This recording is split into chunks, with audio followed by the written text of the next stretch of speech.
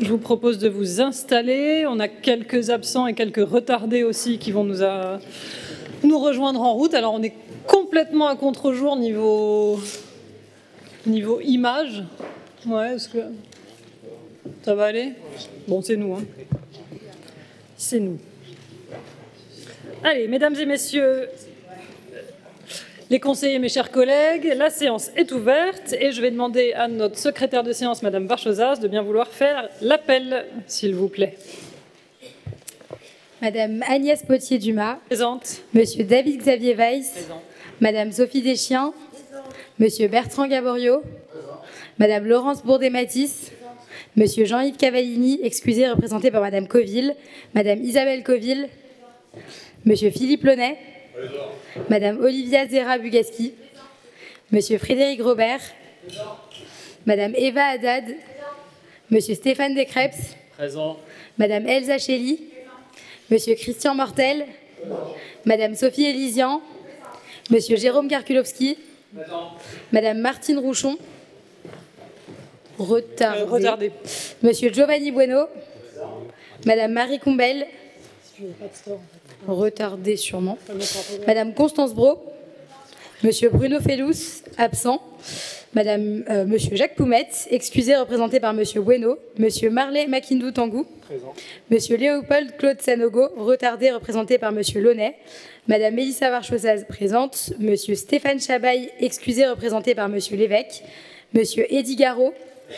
Monsieur Julien Denègre. Madame Valérie Fournier. Retardé.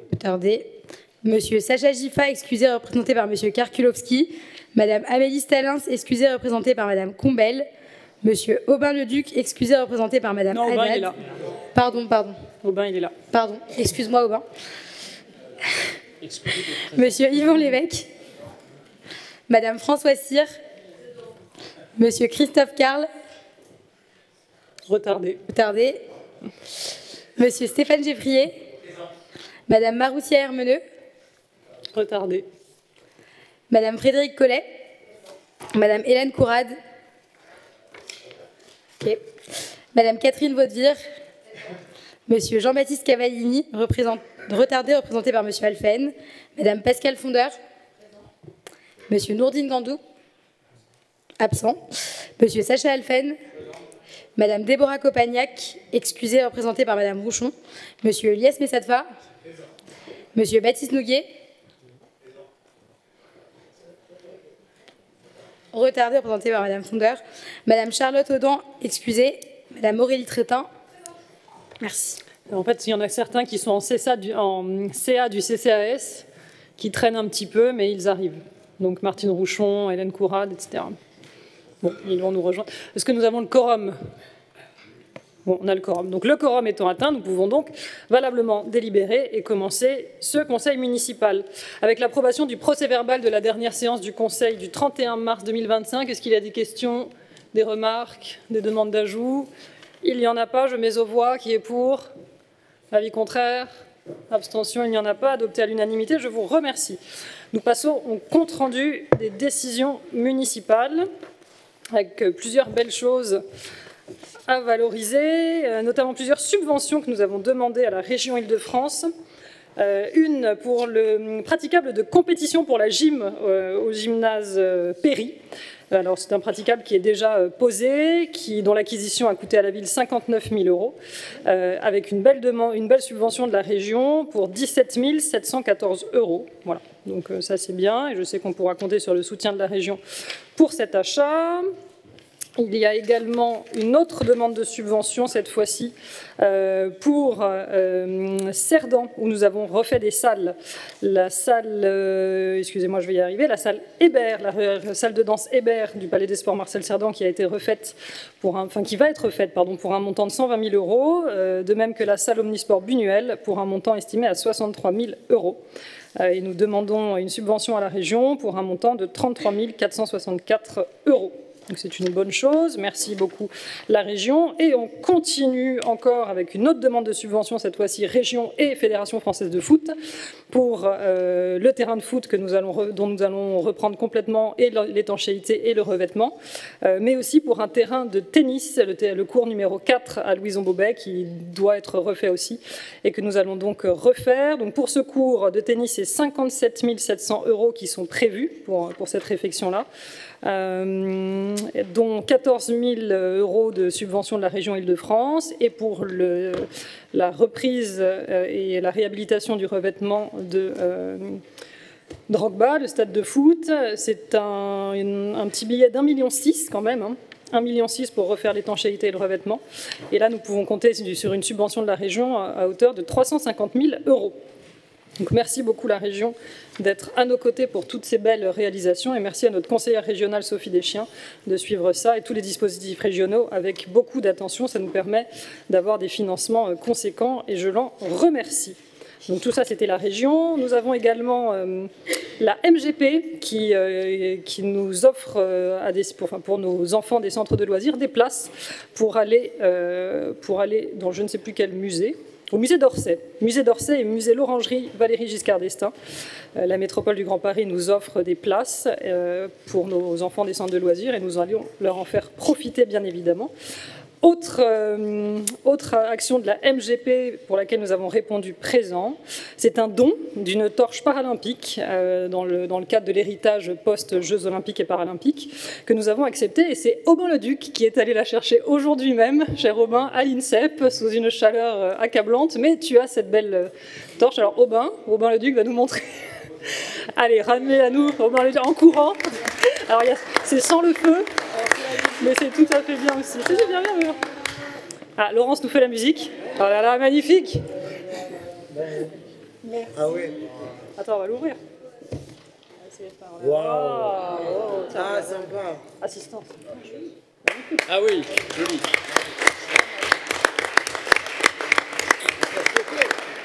Merci. Ouais, je te la rends, c'est la tienne. Photo. On refera des photos.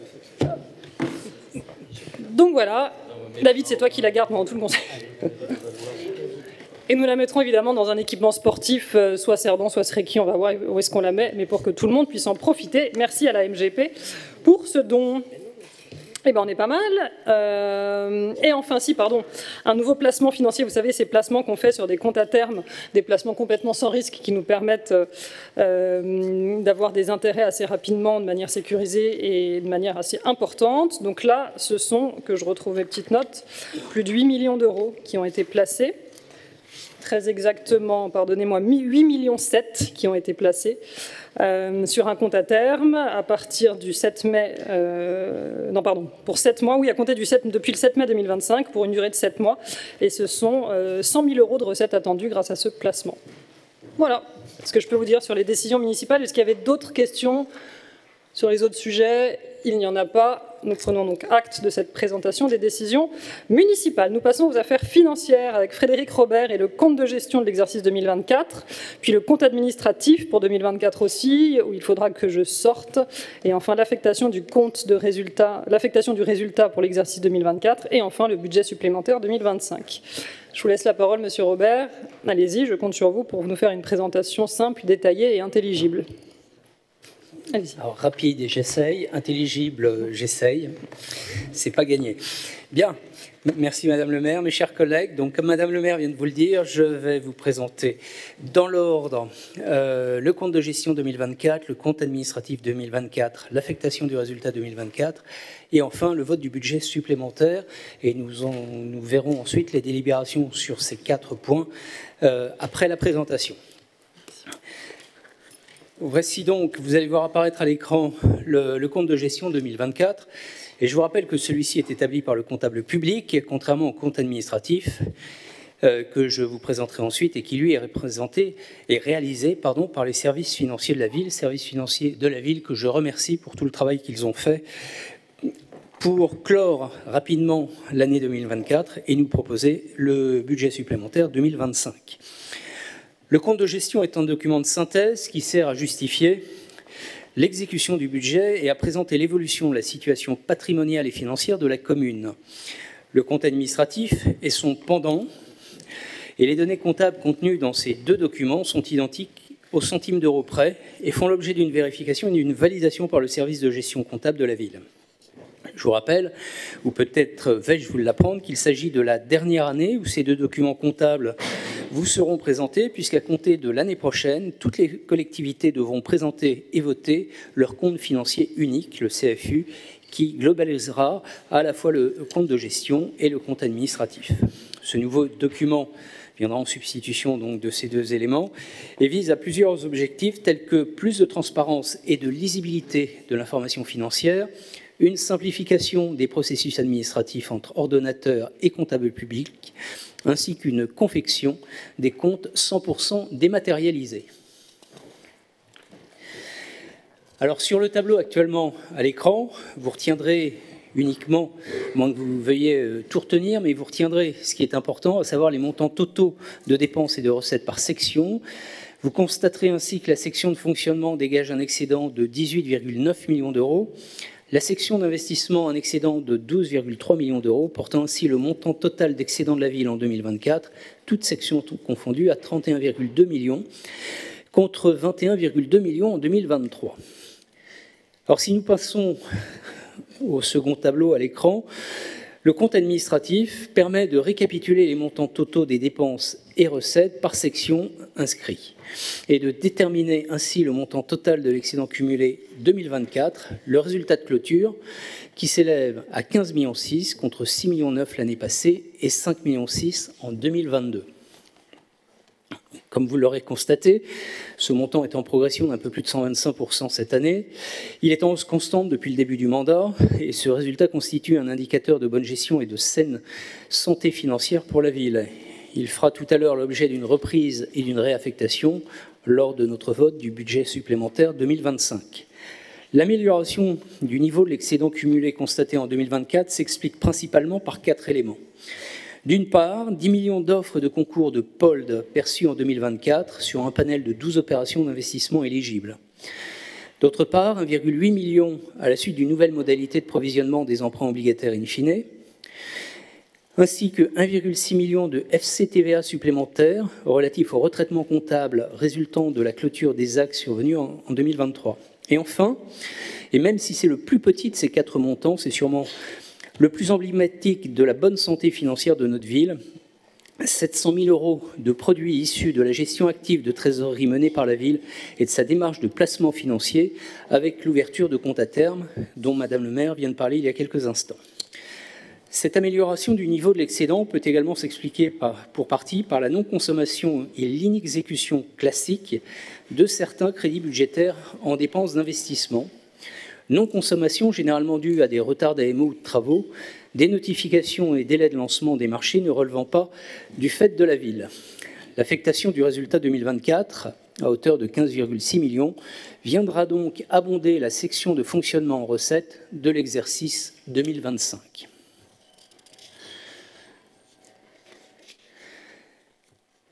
En termes de grande masse, sur le budget supplémentaire, nous avons un total de nouvelles dépenses réelles de 18 millions en fonctionnement et de 21,6 millions en investissement, soit un total de 39,6 millions. Ces montants peuvent vous sembler importants, mais comme vous le savez, un budget n'est pas seulement constitué d'éléments réels qui se traduisent par des encaissements ou des décaissements.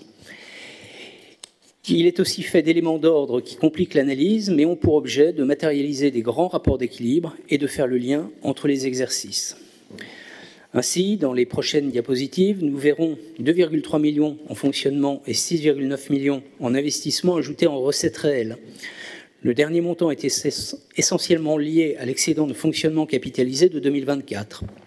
Du côté des dépenses réelles, nous ajouterons 19,5 millions en investissement et 3,3 millions en fonctionnement.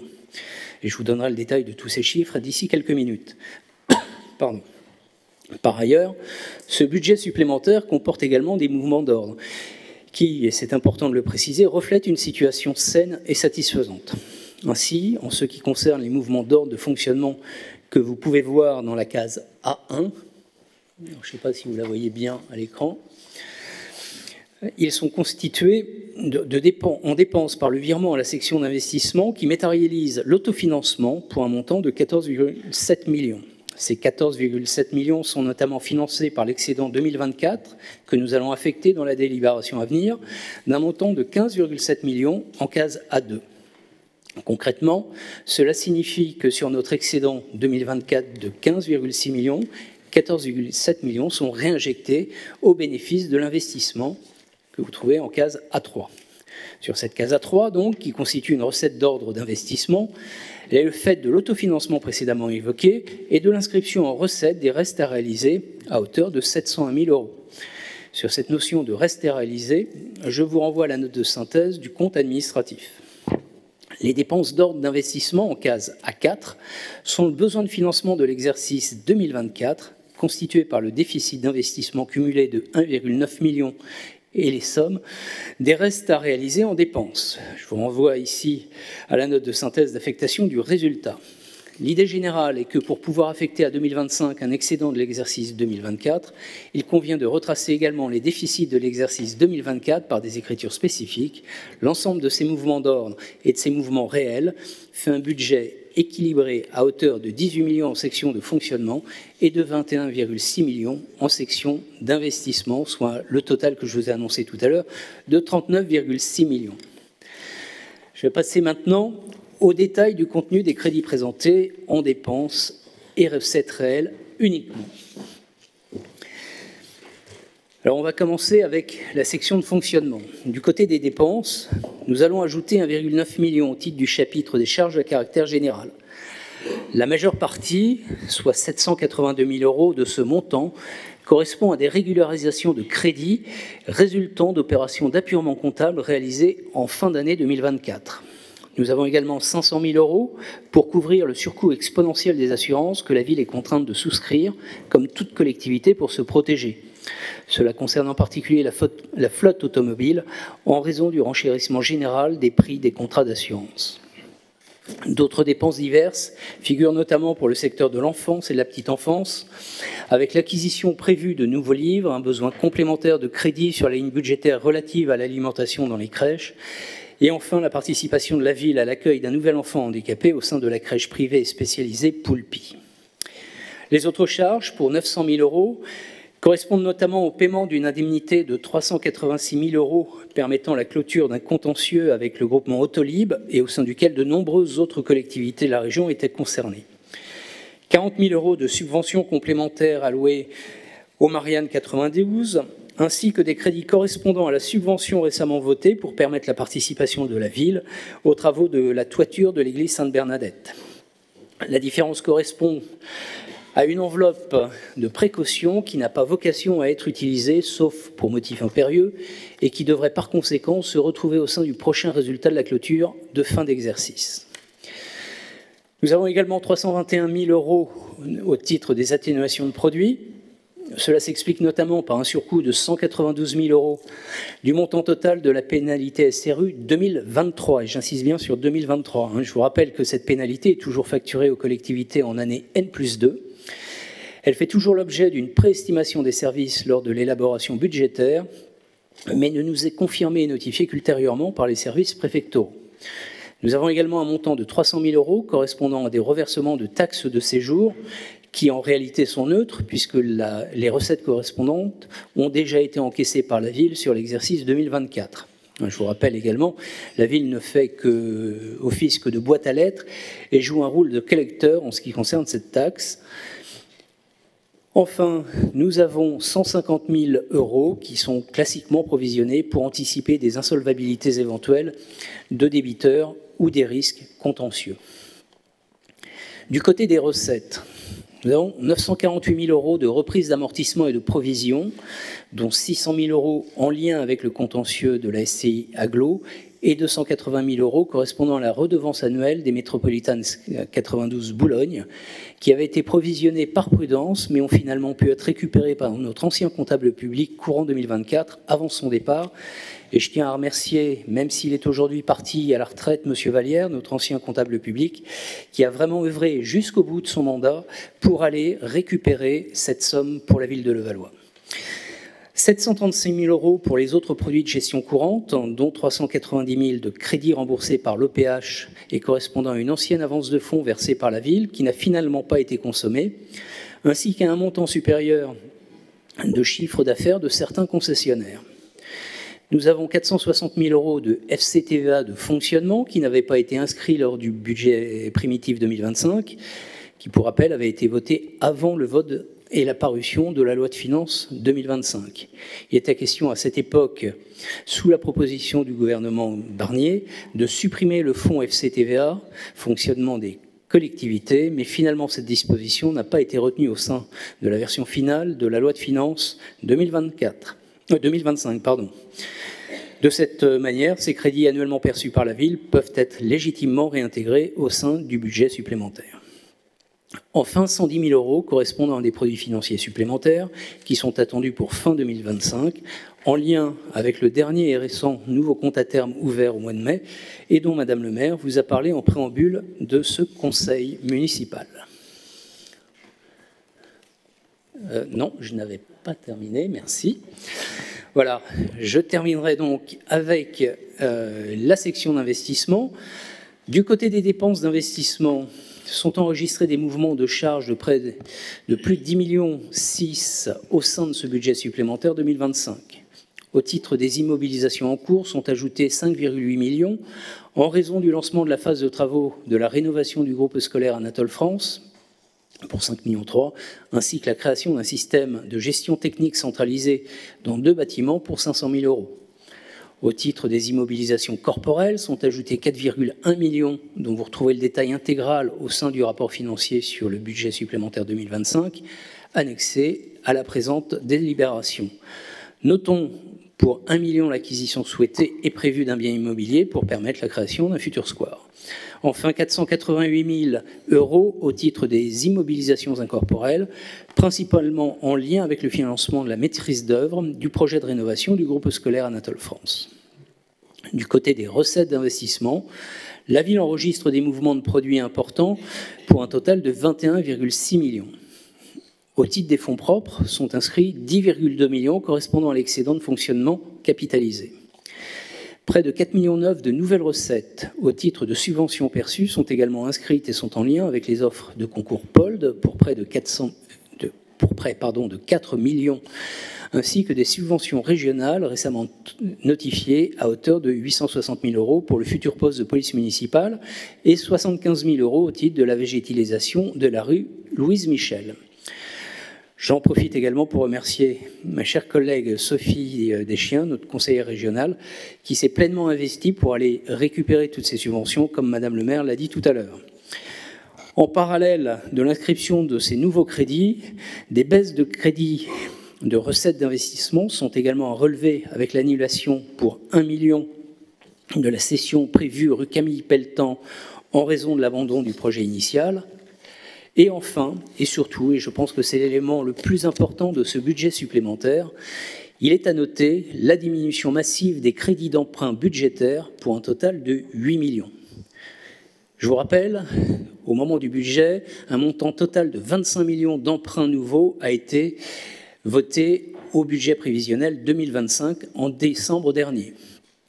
Compte tenu des excellents résultats budgétaires financiers de la ville qui viennent de vous être présentés, il a été décidé par Madame le maire et la municipalité de faire le choix d'une accélération du désendettement à horizon fin 2025.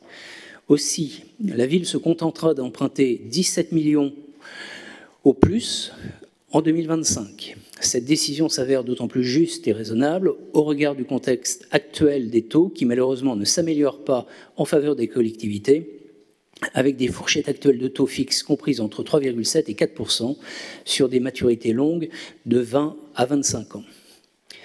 Enfin, pour conclure, j'attire votre attention sur le fait qu'en complément de cette accélération du désendettement, la ville présente donc pour l'exercice en cours un budget total historique, budget primitif et budget supplémentaire de plus de 350 millions d'euros, budget le plus élevé de la mandature, tout en maintenant une pression fiscale gelée et inchangée, ainsi qu'un niveau d'équipement et de services publics rendu aux Levalloisiens. Avez-vous des questions ?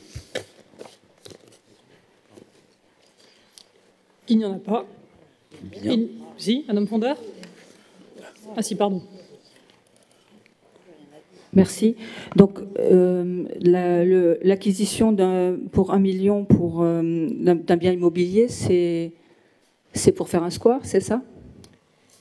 Alors, pardon, vous me parlez de quoi? Redites-moi. Il y a deux choses. Alors, oui, je sais qu'il y a deux choses. Dites-moi. Ce que j'ai cru comprendre en commission, où on m'a pas donné Ah oui, de j'étais réponse. partie, donc ils n'ont pas osé vous dire exactement, c'est ça? Voilà, c'est ça. Donc, il y a dans le budget supplémentaire 1 million pour anticiper l'éventuelle acquisition d'un bien immobilier. Tout à fait. De quoi s'agit-il? C'est un bien immobilier qui se situe au 21 rue de la Gare, très précisément, sur lequel une vente devait se faire. Or, ce 21 rue de la Gare, il est collé au square de la Gare. Donc, j'ai souhaité qu'on puisse l'acquérir. Et donc, c'est ce million-là qui doit permettre de le faire, puisque 1 million, ça correspond à peu près à l'estimation qui avait été faite sur une autre parcelle, souvenez-vous. On se base sur une autre parcelle sur laquelle on a également lancé une DUP. Vous savez, c'est la parcelle qui est collée cette fois-ci à la laissée Sylvanier pour la création du square Sylvanier.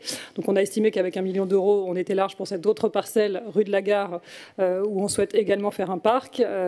Donc on va lancer dans les tout prochains jours là, une DUP pour acquérir ce petit boulot de terrain-là. D'accord. Et il y aura un avis des domaines sur Bien cette sûr, acquisition? toujours. D'accord. On y est tenu, bien sûr. Alors moi j'étais un peu surprise parce qu'en commission j'ai posé la question et il y avait 5 adjoints qui étaient là et ils ont refusé, enfin ils ont dit c'était à vous de me répondre. Je trouve que c'était un peu dommage. Les commissions, on nous a toujours dit qu'il fallait poser des questions en commission. Donc, vous avez raison. Mais ils ont fait ce qu'ils devaient faire et c'est très bien. Je les en remercie. Et vous pouvez poser la question en conseil et je vous réponds tout à fait, tout va bien. Oui, mais bon, enfin voilà, j'avoue que je comprends pas très bien ni la culture du secret sur ce genre de. Non, mais il n'y a pas de culture de secret. Non, mais pourquoi ne pas répondre dans ce cas? Il savait pas. C'est une procédure qui a été initiée il y a 2 semaines, 3 semaines. Non, mais attendez, à partir du moment où c'est dans le budget supplémentaire, je pense. Madame Fondeur, calmons-nous. C'est une initiative qui a été prise par moi il y a 2-3 semaines. Donc effectivement, aujourd'hui, mes adjoints, voulant bien faire, ne savaient pas quel était le niveau d'information qui pouvait être communiqué, ni l'état d'avancement exact du projet. Est-ce que le propriétaire de la parcelle était informé, pas informé? Donc ils ont préféré vous proposer de me poser la question en conseil municipal. On ne cultive pas la culture du secret. Il faut arrêter avec ça. Il faut arrêter. C'est-à-dire que le problème, c'est que quand vous nous posez les questions trop en avance et qu'on vous donne l'état où en est le projet actuellement et que si finalement ça ne se fait pas pour X raisons, vous nous dites qu'on est nul, incompétent et pas préparé. C'est-à-dire que vous voulez tellement avoir les infos en avance que vous nous obligez à vous donner des infos à des stades qui sont parfois pas assez avancés pour être sûr de ce qu'on va vous dire, pour après nous le reprocher. Donc je comprends mes adjoints, c'est pas qu'on travaille dans la culture du secret, c'est absolument pas ça. C'est qu'à un moment donné, on donne les infos quand elles sont certaines, quand elles sont fiables et quand on sait où on va. Point final. Arrêtons avec la culture du secret ou je sais pas quoi. Donc merci à mes adjoints de m'avoir laissé prendre la parole sur ce sujet très récent. Monsieur Geffrier. Merci Madame le maire, chers collègues. Il y avait aussi une question sur l'annulation des sessions d'immobilisation sur le 4 rue Camille Pelletan, donc l'ancienne maison des anciens combattants. Il y a une évolution du projet là sur ce sujet. Il y avait effectivement ce terrain qui devait être l'ancienne maison du combattant, qui devait être cédé à l'OPH Rive de Seine-Habitat pour y faire une opération de logements sociaux, puisque nous sommes carencés, et en pied d'immeuble une crèche, puisque souvenez-vous, ce terrain avait été légué ou donné, je ne sais plus si c'était un legs ou un don, un legs, légué à la ville par une personne qui nous avait demandé de faire un équipement en lien avec la petite enfance, ce que nous pensions satisfaire en faisant justement cette crèche. Or, les avocats ont un peu mouliné et il a été décidé, alors par une décision de justice, pardonnez-moi, qu'en fait la totalité du projet devait concerner un projet enfance, petite enfance, et que juste une crèche en pied d'immeuble ne suffisait pas à satisfaire la volonté de la personne qui nous avait légué ce petit immeuble. Donc l'OPH a renoncé à y faire une opération de logements sociaux et la ville donc va rester propriétaire de cet immeuble pour y faire un projet donc en lien avec l'enfance et la petite enfance, que je vous annoncerai un petit peu plus tard dans le cadre des élections municipales qui, cela ne vous a pas échappé, arrivent dans quelques mois. Voilà. Merci. Mais bon, voilà, un projet 100% en lien avec l'enfance, la petite enfance, voilà, pour ceux qui ont un peu suivi ce qu'on souhaite faire, je pense que c'est assez transparent pour ceux qui ont suivi. OK ? Merci, Monsieur Geffrier. Donc, nous continuons à œuvrer pour les familles à Levallois. Merci pour cette question. Est-ce qu'il y en a d'autres? Il n'y en a pas. Alors, je vais mettre aux voix le compte le compte de gestion. Après, je sortirai pour le compte administratif. Le compte de gestion, je mets aux voix. Qui est pour? Avis contraire, abstention, abstention. Le compte administratif, je sors. David, tu mets aux voix.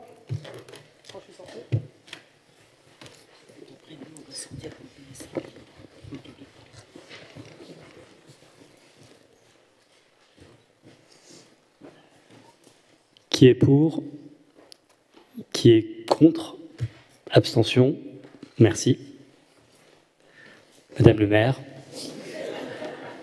On va mettre un casque, c'est anti-bruit. Je pense qu'avec la flamme, ça a de la gueule. Ouais, avec la flamme. Et la nuit. Merci beaucoup. Normalement, moi, je ne sors qu'une seule fois. L'affectation du résultat de l'exercice 2024. Je mets aux voix. Qui est pour? Avis contraire, abstention, abstention là-bas. Le budget supplémentaire 2025, sachant que j'ai quelques NPPV. Alors moi, j'ai juste marqué NPPV, il n'y a pas marqué que vous devez sortir. Vous voulez qu'il sorte? Oui, allez, sort. Madame Brault, Monsieur Weiss, Monsieur Felous, Madame Chély, Monsieur Cavallini absent, Madame Bourdet-Mathis, Madame Deschiens, Monsieur Gaborio, qui ont tous des intérêts, en fait, en raison des fonctions qu'ils peuvent occuper. Oui, j'ai demandé à Sylvain de vérifier, on a le quorum. On a le quorum. Monsieur Messatfa, vous voulez sortir? Non, je vais prendre la parole. Merci, Madame le maire. J'ai une question sur ce budget supplémentaire relative à la mise en place d'un distributeur automatique de billets au sein de la halle Barbus. Oui. Ça signifie... Alors, ce n'est pas au sein de la halle, c'est à l'extérieur de la halle. Ça signifie qu'il sera accessible, y compris quand la halle est fermée. C'était la question, parce qu'au sein de la halle, laissez entendre que ça se faisait à l'intérieur, et donc merci. Il sera accessible depuis la rue. D'accord. Okay. Et est-ce que vous avez prévu aussi d'en placer à Janzay, qui est un lieu qui Pour l'instant, non, nous n'avons pas trouvé de solution pour en placer à Janzay. C'est-à-dire que là, nous avons trouvé une solution parce que l'emplacement dans lequel on insère ce distributeur est en fait une partie, un volume qui nous appartient à nous, villes. D'accord. Voilà. Donc aujourd'hui, j'ai personne qui s'est manifesté à Janzay pour...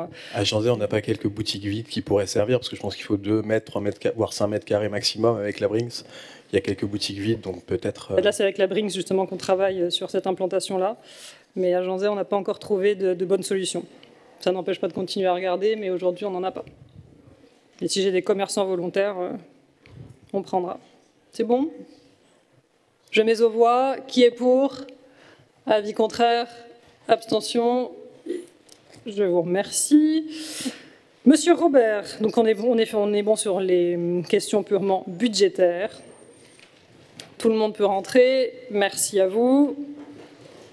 Le budget supplémentaire 2025 a été adopté.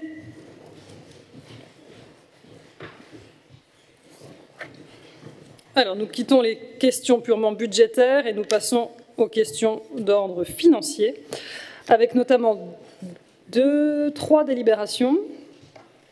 Émilie Brandt, Sainte-Marie, aide éducation. 3 délibérations qui vont nous permettre d'augmenter la participation de la ville aux frais de scolarité des enfants levalloisiens scolarisés dans le privé, c'est-à-dire donc les écoles Sainte-Marie, Émilie Brandt et aide éducation. Pourquoi? Parce qu'historiquement, les frais de participation de la ville pour les enfants scolarisés dans ces écoles donc, privées, enfants levalloisiens encore une fois, scolarisés dans ces écoles privées, était plutôt bas, il faut le dire, notamment pour les élémentaires. Donc, après discussion, nous avons fait le choix d'augmenter cette participation de la ville aux frais de scolarité des enfants levalloisiens scolarisés dans le privé, de manière assez conséquente sur l'élémentaire, un petit peu, importante aussi sur la maternelle, et des petites évolutions aussi sur les participations aux langues. Voilà. Monsieur Robert, je vous laisse nous en dire davantage si vous le voulez, et nous présenter celle sur Émilie Brandt. Tout à fait. Donc, comme Madame le maire vient de vous le dire, nous augmentons les subventions versées aux élèves levalloisiens qui sont dans les différentes écoles. Cette première des 3 délibérations concerne l'école nouvelle Émilie Brandt. Et voilà. Alors peut-être dire que dans quelle mesure on a augmenté, c'est-à-dire qu'avant, on était auparavant, sur... oui, les élèves scolarisés en maternelle on versait pour chacun d'entre eux 1 168,50 € et on passe à 1 300 €. Les élèves scolarisés en élémentaire, comme Madame le maire vous l'a dit, c'était relativement bas, c'était 588,50 €, on passe à 900 € par élève levalloisien. Et enfin, pour les élèves levalloisiens de la moyenne section de maternelle jusqu'au CM2, au titre de l'aide à l'enseignement d'une langue vivante étrangère, nous étions à 136,75 € par élève et nous passons à 157 € par élève levalloisien de la moyenne à la grande section de maternelle et 149 € par élève levalloisien du CP au CM2. Alors, ce sont évidemment les mêmes montants pour Émilie Brandt, pour Sainte-Marie et pour les classes sous contrat d'aide et éducation, sont les mêmes montants à chaque fois. À chaque fois, toutes les écoles sont logées à la même enseigne. Et c'est un effort conséquent pour la ville, puisqu'à partir de la prochaine rentrée, donc la rentrée 2025-2026, ce sera un effort supplémentaire pour la ville de 177 000 €. Voilà, 177 000 € en plus en faveur des écoles du privé à partir de la rentrée 2025. Voilà. Est-ce qu'il y a des questions? Il n'y en a pas. Je mets aux voix la numéro 6 et moi je ne prends... Vous voulez que je sorte encore? Alors donc je sors, ainsi que Laurence Bourdet-Mathis. Et c'est David qui mettra aux voix.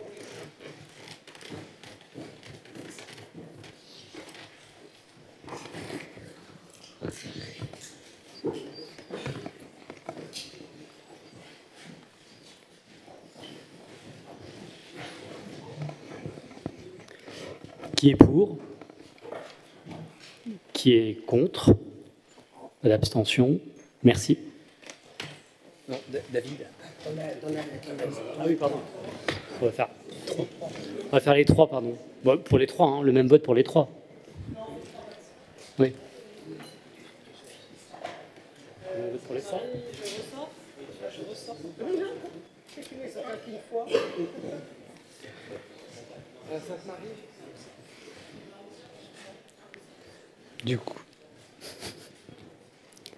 Du coup, qui est pour? Contre? Toujours pas d'abstention. Et dernière délibération, qui est pour? Contre? Pas d'abstention. Merci.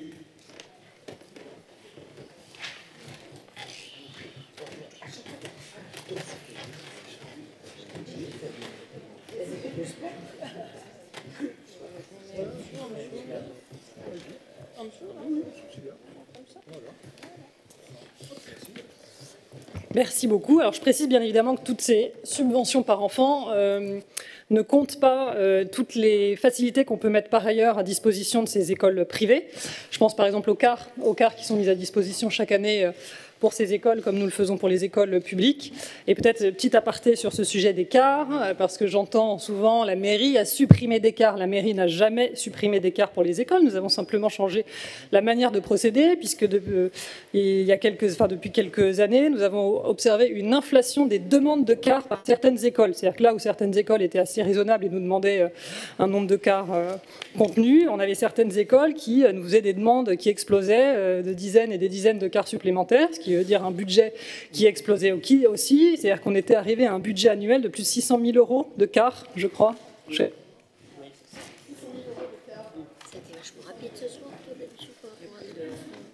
600 000 €, voilà, chaque année pour les cars. Donc nous avons dit aux écoles que désormais nous procéderions différemment. Avant c'était je demande, j'ai droit, la mairie paye. On a demandé de faire différemment. On a dit aux écoles qu'on leur allouait une enveloppe annuelle qui était l'équivalent à peu près de ce qu'elles avaient demandé sur les 2 dernières années, chacune des écoles. Et on leur a dit vous vous débrouillez avec ce budget-là. À vous de regarder s'il y a assez de budget pour faire une sortie, 2 sorties, 10 sorties et de gérer votre budget. Donc parfois, par facilité, les directions d'école, et je leur ai un peu tiré les oreilles quand j'ai entendu ça, disaient « Ah ben non, on ne peut pas faire la sortie parce que la mairie a annulé. » La mairie n'a pas annulé le car, c'est juste que l'école avait consommé tout son budget avant la fin de l'année, tout simplement. Voilà. Donc si vous entendez « La mairie a supprimé le car », la mairie n'a pas supprimé le car, l'école a juste utilisé différemment l'enveloppe. Et ça, c'est pour les écoles privées comme pour les écoles publiques. Et c'est pour certaines associations aussi, d'ailleurs. Ok, très bien, on avance. Ensuite, l'attribution de subventions de fonctionnement aux établissements d'enseignement privé sous contrat d'association des communes extérieures. Donc là, ce sont pour nos Levalloisiens qui fréquentent des écoles en dehors de la commune. Madame Bourdet-Matisse. David a fait les 3 votes, oui. Elle est où? J'ai perdu. Oui, voilà. Alors, c'est une délibération pour Numéro 9. Orchitov, 183 € par enfant levalloisien à chaque fois. Sur 227 enfants, soit un total de 41 541 €. Pour l'école Ramdam, toujours 183, 23 enfants, 4 209 €. Sainte-Ursule, vous ferez le calcul, 44 enfants. Sainte-Marie à Neuilly, bougez pas, 33 enfants, 6 039 €. Saint-Dominique, 2 enfants, 366 €. Je ne crois pas en avoir oublié, Non, Madame le maire. Kitov, Rambam, Sainte-Ursule, Sainte-Marie, Sainte-Croix, Saint-Dominique. Voilà. C'est bon. Pas de questions. Je mets aux voix. Qui est pour? Avis contraire, abstention, adopté à l'unanimité. Je vous remercie. Nous passons cette fois-ci dans les établissements de la petite enfance, Madame Chély, où nous demandons une subvention au titre du Fonds de modernisation des établissements auprès de la CAF pour différents travaux dans nos crèches. Madame Chély. Oui, merci Madame le maire. Cette délibération a pour objectif de nous autoriser à introduire des demandes de subvention au titre du Fonds de modernisation des établissements d'accueil du jeune enfant auprès de la CAF des Hauts-de-Seine.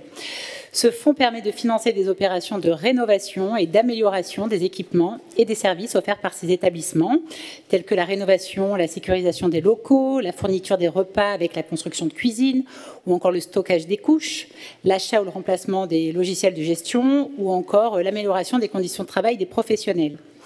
Les montants maximums des subventions pouvant être accordés sont établis par la CAF. Et en 2024, le montant de la subvention au titre du Fonds de modernisation a été réévalué à 4 800 € par berceau. Il s'agit donc de sommes conséquentes dont nos établissements pourront se prévaloir. Merci Madame le maire. Merci. Et vous avez le détail des montants dans la délibération, ce qui peut monter à haut, 373 599 € pour les mouettes, par exemple. Plus de 100 000 € pour Poisson-Lune, Poisson-Clown, etc. Tom Pouce. Donc voilà, une bonne chose pour nos crèches. Merci beaucoup. Des questions? Il n'y en a pas. Je mets aux voix. Qui est pour? Avis contraire. Abstention? Il n'y en a pas. Adopté à l'unanimité. C'est très bien. Nous passons au marché. Notre marché de détail, les droits de place sur nos marchés. Les 3 marchés, Barbus, Europe, Janzay. Monsieur Buono, s'il vous plaît. Oui, bonsoir à tous, Madame le maire, mes chers collègues. 2 délibérations qui se succèdent. La première concerne le délégataire, en fait, nous a demandé d'une revalorisation des tarifs, comme le permet la DSP. Il a invoqué la hausse des coûts de la consommation et bien évidemment, à l'unanimité et collectivement, lors de notre commission consultative, il a été émis un avis favorable à l'augmentation très minime des tarifs des commerçants uniquement volants non abonnés. Donc, il s'agit de 4 centimes pour le marché Barbus et 3 centimes pour les marchés Janzay et Europe. Je vous demande donc d'approuver cette délibération.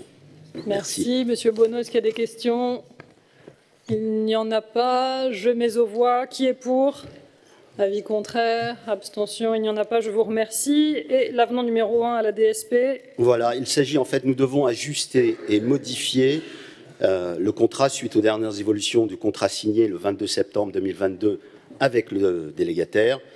Elle concerne plusieurs points. Le premier, il s'agit de la prise en compte de l'ouverture prochaine du parking situé sous la halle, en y mettant à disposition un monte charge et 6 places de parking à disposition et sous surveillance, bien évidemment, du délégataire. Ça, c'est le premier point. Le deuxième point concerne l'évolution des droits de place concernant les volants, précédemment cités sur la dernière délibération. Ensuite, il s'agit de la gestion des bacs de collecte des biodéchets. Cher à Madame. Le point suivant concerne la mise à jour du plan du marché suite aux travaux de la réfection de la place Janzay. Le point suivant concerne la participation de 1,35 € par séance de la taxe d'animation pour les commerçants de Jonzay et d'Europe, bénéficiant systématiquement des animations sur les marchés aujourd'hui. Un avant-dernier point, la mise à disposition d'un local technique de 5 mètres carrés à destination du délégataire. Et enfin, la mise à jour des délais d'intervention technique en vue d'améliorer et d'accélérer les délais d'intervention tout en intégrant des pénalités de retard. Ces dispositions prendront effet en juillet 2025. Je vous demande donc d'approuver cette délibération. Je vous remercie. Est-ce qu'il y a des questions sur cet avenant? Il n'y en a pas. Je mets aux voix qui est pour. Avis contraire, abstention, il n'y en a pas. Je vous remercie. Nous passons donc aux affaires techniques. Pardon. Avec un premier point, une demande de financement une demande de subvention auprès de la MGP cette fois, la métropole du Grand Paris, pour notre projet de réhabilitation et extension du groupe scolaire Anatole France. Monsieur Karkulovski, qui représente la ville au sein de la métropole du Grand Paris, vous avez la parole. Merci Madame le maire. Madame le maire, mes chers collègues, si vous me permettez un petit détour de discours. Nous étions juste avant le conseil avec nos collègues David Xavier Weiss et Laurence Bourdet-Matisse à la restitution des travaux de nos élèves de CM2 dans le cadre du partenariat avec l'association Héritage et Civilisation.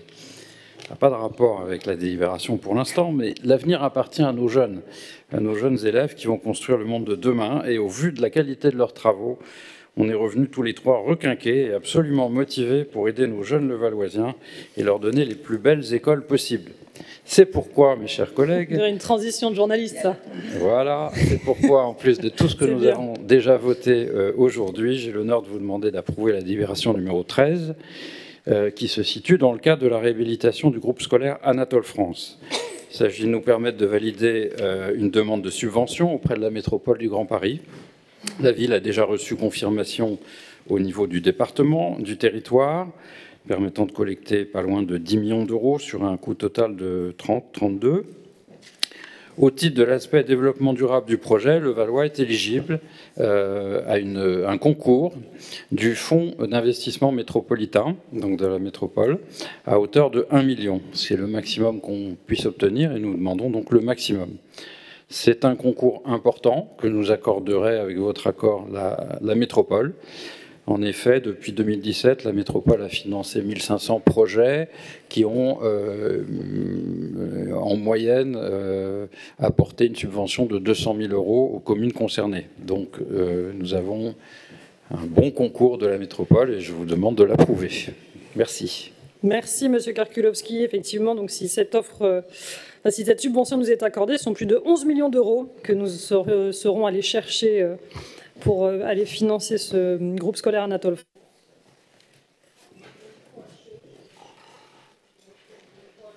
Marché. C'est par intermittence, c'est la fin de l'année, ça va aller. Allez, je mets aux voix cette délibération qui est pour.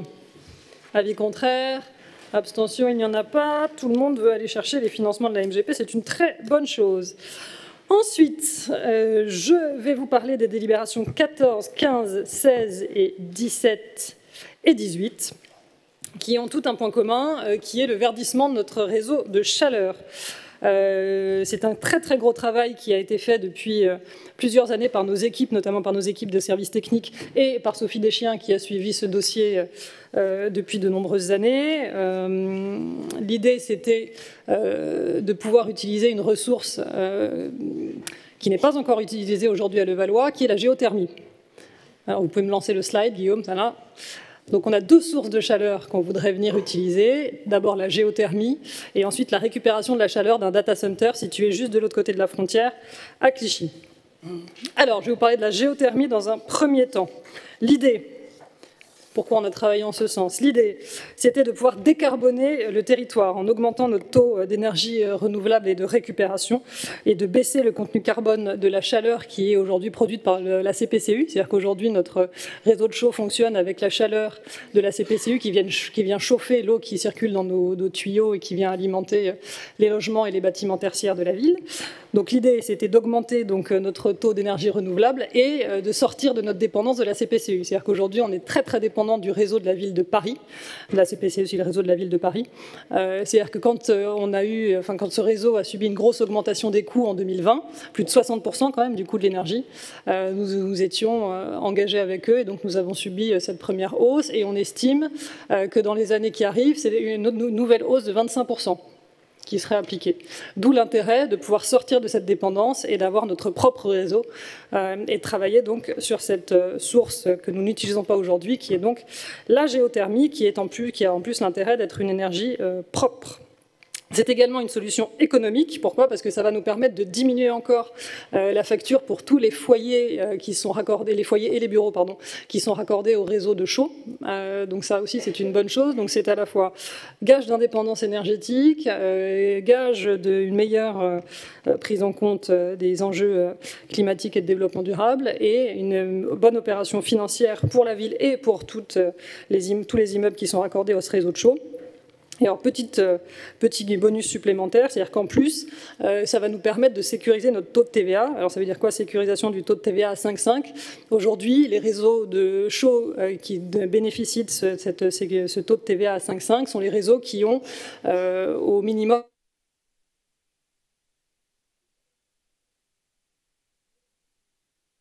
micro. Bon, les réseaux qui ont 50% minimum d'énergie renouvelable.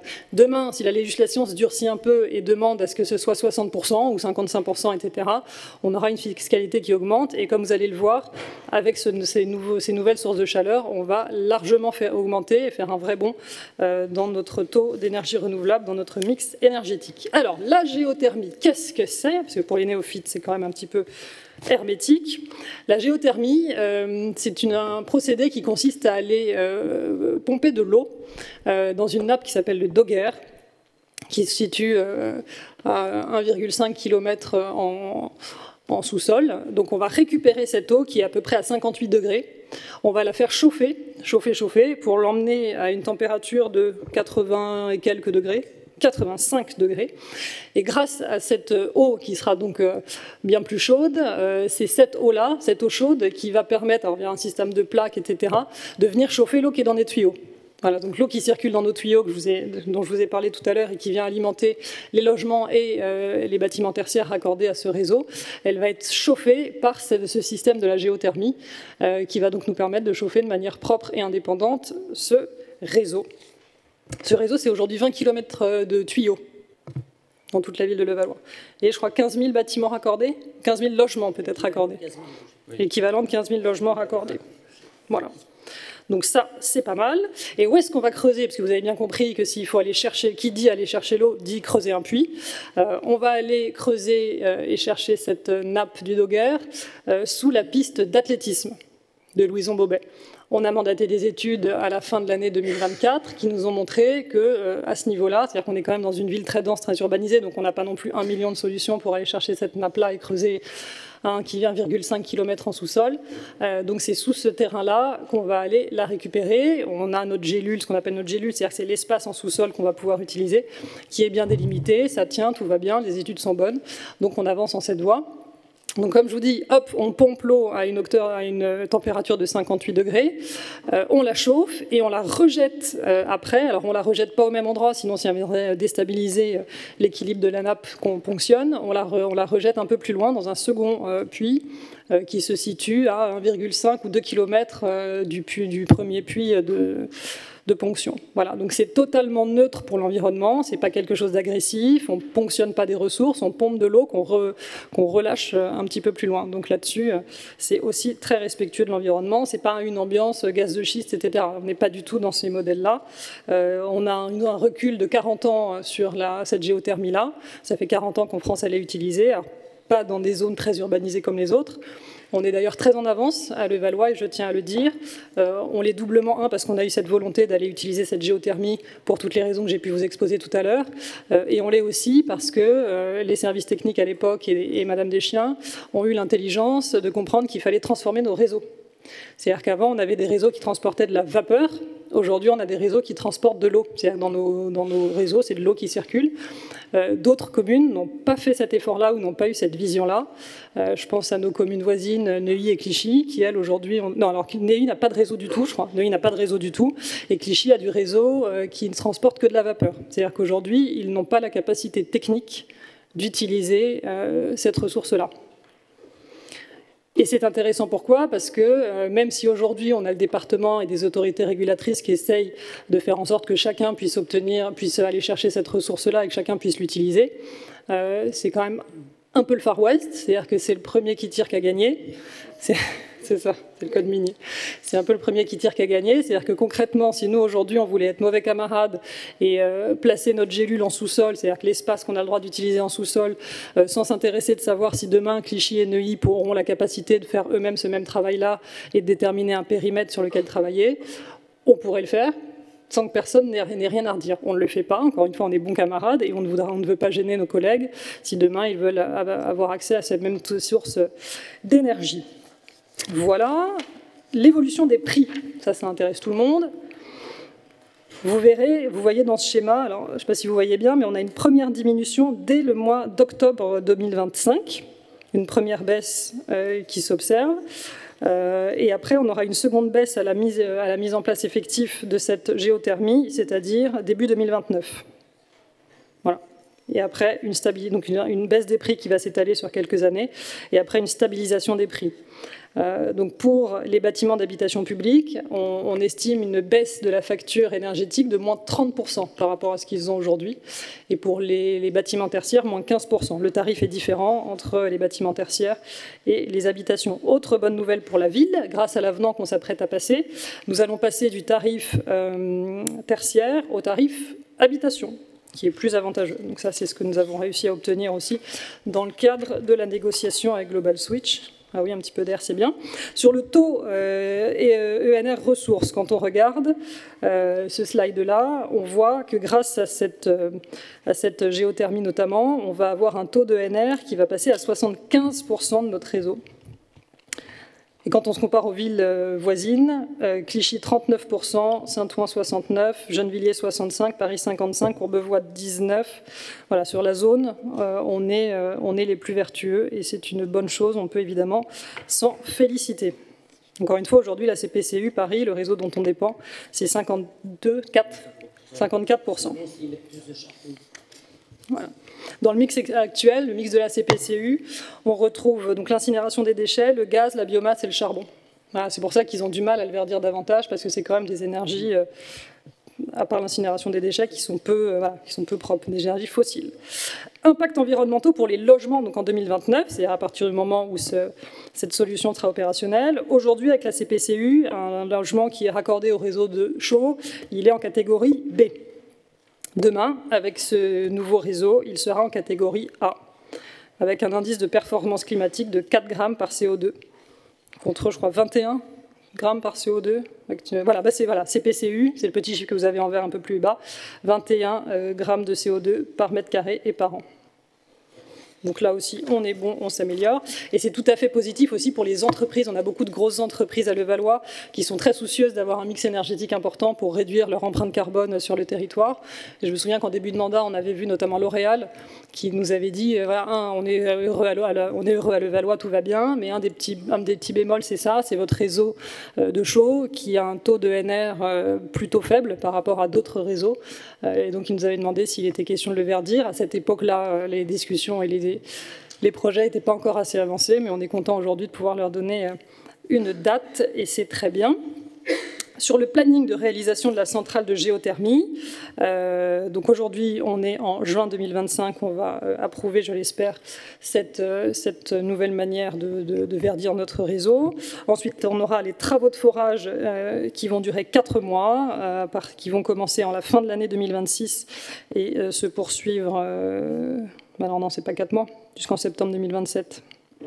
Bon, pardonnez-moi. Fin 2026 jusqu'à septembre 2027, travaux de forage. Et ensuite, il y aura tout le travail en sous-sol pour créer cette centrale de géothermie. Bien évidemment, une fois les travaux terminés, la piste d'athlétisme sera totalement refaite à neuf et remise à l'utilisation des sections athlétisme, triathlon, des écoles, du lycée aussi, qui passe les épreuves du baccalauréat. Donc ça, il est évidemment prévu une remise en état par IDEX qui nous fera ces travaux-là. Donc sur et le temps des travaux, bien évidemment, mes équipes ont déjà commencé à regarder où est-ce que les cours, donc LSC, école, lycée, pourraient être redirigés. Nous avons plusieurs pistes. Nous avons regardé d'abord ce que nous avions ici en interne, cours d'école, parc, etc. Mais pour les cours un peu plus conséquents et pour les volumes un peu plus conséquents, nous avons pris attache avec nos homologues des villes voisines, Neuilly et Paris 17e, qui eux disposent d'installations où on peut faire de l'athlétisme, du lancer de poids, du saut en longueur, du saut en hauteur, etc. Pour voir si nous pouvons leur louer des créneaux. Et quand je parle de louer des créneaux, ce seront des créneaux qui seront loués, enfin la location de ces créneaux sera payée par IDEX, voilà, l'entreprise qui est le bénéficiaire de ces travaux. Donc là-dessus, c'est vu évidemment avec eux. Quelque chose d'important aussi dans le montage dont je ne vous ai pas parlé, c'est que dans ce montage-là, donc la première délibération consiste à créer cette société par action simplifiée, Levallois Géothermie. On la crée donc avec 2 actionnaires, la ville de Levallois et la société IDEX, qui est la société avec laquelle nous sommes aujourd'hui liés depuis 2013 et qui exploite ces réseaux, ce réseau de chaleur. Nous, en tant qu'actionnaires, nous apportons le terrain. C'est-à-dire que IDEX, lui, va abonder en numéraire ce capital. Nous, nous apportons le terrain, sans lequel ce projet ne pourrait pas se faire. Étant dit, et ça c'est important, que nous restons propriétaires du terrain. C'est-à-dire que du terrain. C'est-à-dire que certaines villes font le choix de vendre le terrain à la société avec laquelle ils travaillent, avec le deuxième actionnaire. Ce n'est pas du tout le choix qu'on a fait. Pourquoi? Parce qu'encore une fois, on a une piste d'athlétisme au-dessus. On n'a pas ni un terrain vague, ni un champ désaffecté. Donc il était important qu'on puisse rester propriétaire de la piste d'athlétisme. Elle nous sera remise en état encore une fois par IDEX. Mais une fois ces travaux finis, nous serons toujours chez nous. Et IDEX nous paiera une redevance d'occupation du tréfonds de 50 000 € annuels de mémoire pour pouvoir utiliser notre tréfonds et avoir sa centrale en sous-sol. Voilà, donc ça, et il paiera effectivement une taxe foncière d'à peu près 65 000 € par an de mémoire aussi. Donc, que de bénéfices, que de bénéfices. Et si on parle des bénéfices financiers attendus, je vais retrouver mes petites notes, pardonnez-moi, parce qu'ils sont importants. Il y a donc, comme je vous l'ai dit, 30 000 € par an d'économie en dépenses de fonctionnement dès le 1er octobre 2025, grâce à la baisse du prix de la chaleur. Moins 250 000 € supplémentaires chaque année à partir du 1er janvier 2029, c'est-à-dire qu'on sera à moins 250 000 € par rapport à ce qu'on paye aujourd'hui, d'économie de fonctionnement grâce à ce nouveau réseau de chaleur. Ça, c'est les moins, c'est-à-dire que c'est ce qu'on paiera en moins. Dans les plus, c'est-à-dire dans les recettes supplémentaires, on a 50 000 € donc de recettes d'occupation pour le sous-sol de la piste d'athlétisme et 65 000 € de taxes foncières liées à l'implantation de cette centrale sous cette même piste. Et enfin, non des moindres, 50 000 € par an de dividendes issus du résultat financier de la SAS, puisque comme nous sommes 500 000, c'est pas ce que j'ai dit ? J'ai dit 50, c'est 500. Quand il y a 2 zéros, ça fait 500. 500 000 € par an de dividendes attendus, issus des résultats financiers de la société dont on est donc actionnaire au capital. Actionnaire à hauteur de 20%. Pardonnez-moi, j'ai oublié de le préciser. On est actionnaire à hauteur de 20% au sein du capital. Donc, mine de rien, pour la ville, c'est une opération financière positive, pouvant aller jusqu'à plus 665 000 € par an, plus les dividendes qui pourraient atteindre le million par an. Donc, une opération positive, aussi bien pour notre indépendance énergétique, pour les finances de la ville, pour les finances des Levalloisiens et pour la planète. C'est plutôt pas mal. Donc ça, c'est la première manière de verdir notre réseau, c'est la géothermie. Deuxième solution que nous allons chercher, c'est la récupération d'un data center, donc je vous l'ai dit, situé à Clichy, juste de l'autre côté de la frontière, de la limite communale. où ce data center, alors ça aussi c'est un projet de longue date, qui avait été initié en 2013, mais qui avait échoué. C'est-à-dire qu'à l'époque, Global Switch avait dit « je ne veux pas contractualiser avec la ville de Levallois ». Et à l'époque, il n'avait aucune obligation légale de le faire. Or, la législation européenne a évolué et nous est désormais plutôt favorable, puisque désormais, les data centers ont l'obligation de revendre cette chaleur qu'ils produisent à des réseaux de chauds. Donc, on est reparti frapper à leur porte. Toc, toc, toc, c'est nous. Et cette fois-ci, nous avons réussi à contractualiser avec Global Switch. Les travaux devraient commencer à partir du mois de septembre 2025, en partie sur le territoire de Clichy pour venir se raccorder sur nos réseaux. Et donc ce sera aussi une deuxième manière de venir verdir ce réseau de chaud. Donc c'est plutôt pas mal. Avec des investissements assez conséquents, parce que pour ce raccordement au data center, je crois que c'est 9 millions d'euros de prévus. Voilà. Vous avez dans une des délibérations d'ailleurs tous les investissements prévus, portés et par IDEX et la société d'investissement et par Qualita. Ah oui, c'est-à-dire Qualita, j'ai oublié de vous en parler. Qualita, c'est la société qui, elle, rachète la chaleur. C'est-à-dire que IDEX et la ville, grâce à la société Levallois Géothermie, va produire de la chaleur et qu'il va vendre à Qualita, qui est notre délégataire aujourd'hui, qui, lui, va l'utiliser pour aller chauffer ce réseau-là. Et donc, Qualita va aussi avoir pas mal d'investissements à faire, puisqu'on est sur du 26 millions d'euros qui seront investis par Qualita pour se raccorder et à la centrale de géothermie et à Global Switch, venir augmenter les réseaux aussi. C'est-à-dire que l'idée, c'est qu'on développe davantage encore ces réseaux, ce maillage. Quant à IDEX, ce sera un investissement de plus de 46 millions d'euros pour aller créer cette centrale de géothermie. Donc gros investissement qui justifie que l'on prolonge la DSP actuelle qui nous lie depuis 2013 avec eux, qui va donc passer à une DSP de 30 ans de mémoire, c'est ça, Guillaume? 30 ans 30 ans. 6 ans supplémentaires. Voilà. Donc voilà, c'est ce dont parlent toutes ces délibérations. La première, création de la société par action simplifiée. La deuxième, convention d'occupation temporaire du domaine public en tréfonds au bénéfice de la SAS Levallois Géothermie. Alors quand on dit temporaire, c'est 30 ans. Et qui pourront être renouvelés par la suite. Convention remise en concurrence. Convention relative à la fourniture de chaleur produite par la SAS Levallois Géothermie. Donc là, c'est donc Qualita qui va venir récupérer cette chaleur-là. C'est la convention qui permet de le faire. Et enfin, la convention relative à la fourniture de chaleur produite par le data center Global Switch, dont je vous ai parlé tout à l'heure, où là aussi, Qualita va être le bénéficiaire de cette chaleur.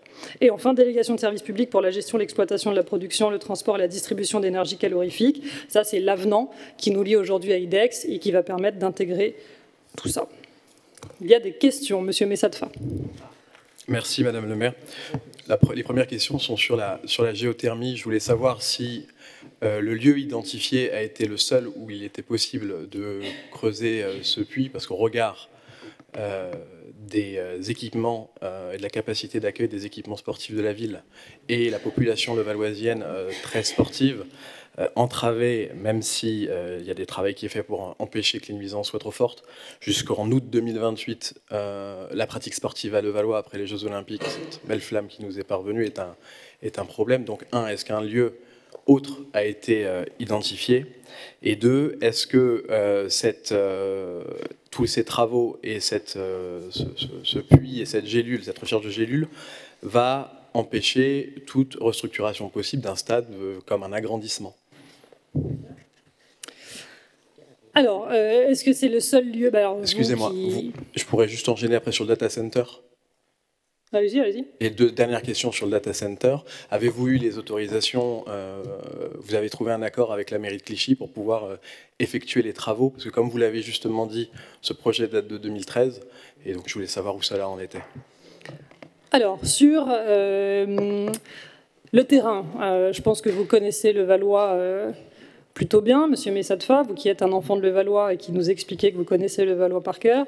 Si vous pensez qu'il y a un autre terrain susceptible d'être mieux placé, à votre avis, j'ai envie de dire à votre avis. Non. Non,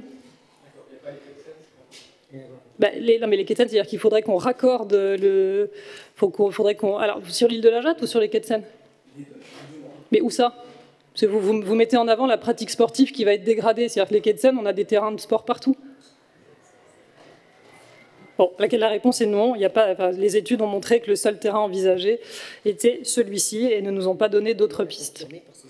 Et le département l'a effectivement confirmé avec ses études de gélules. La seule gélule à Levallois qui a été... c'est encore une fois...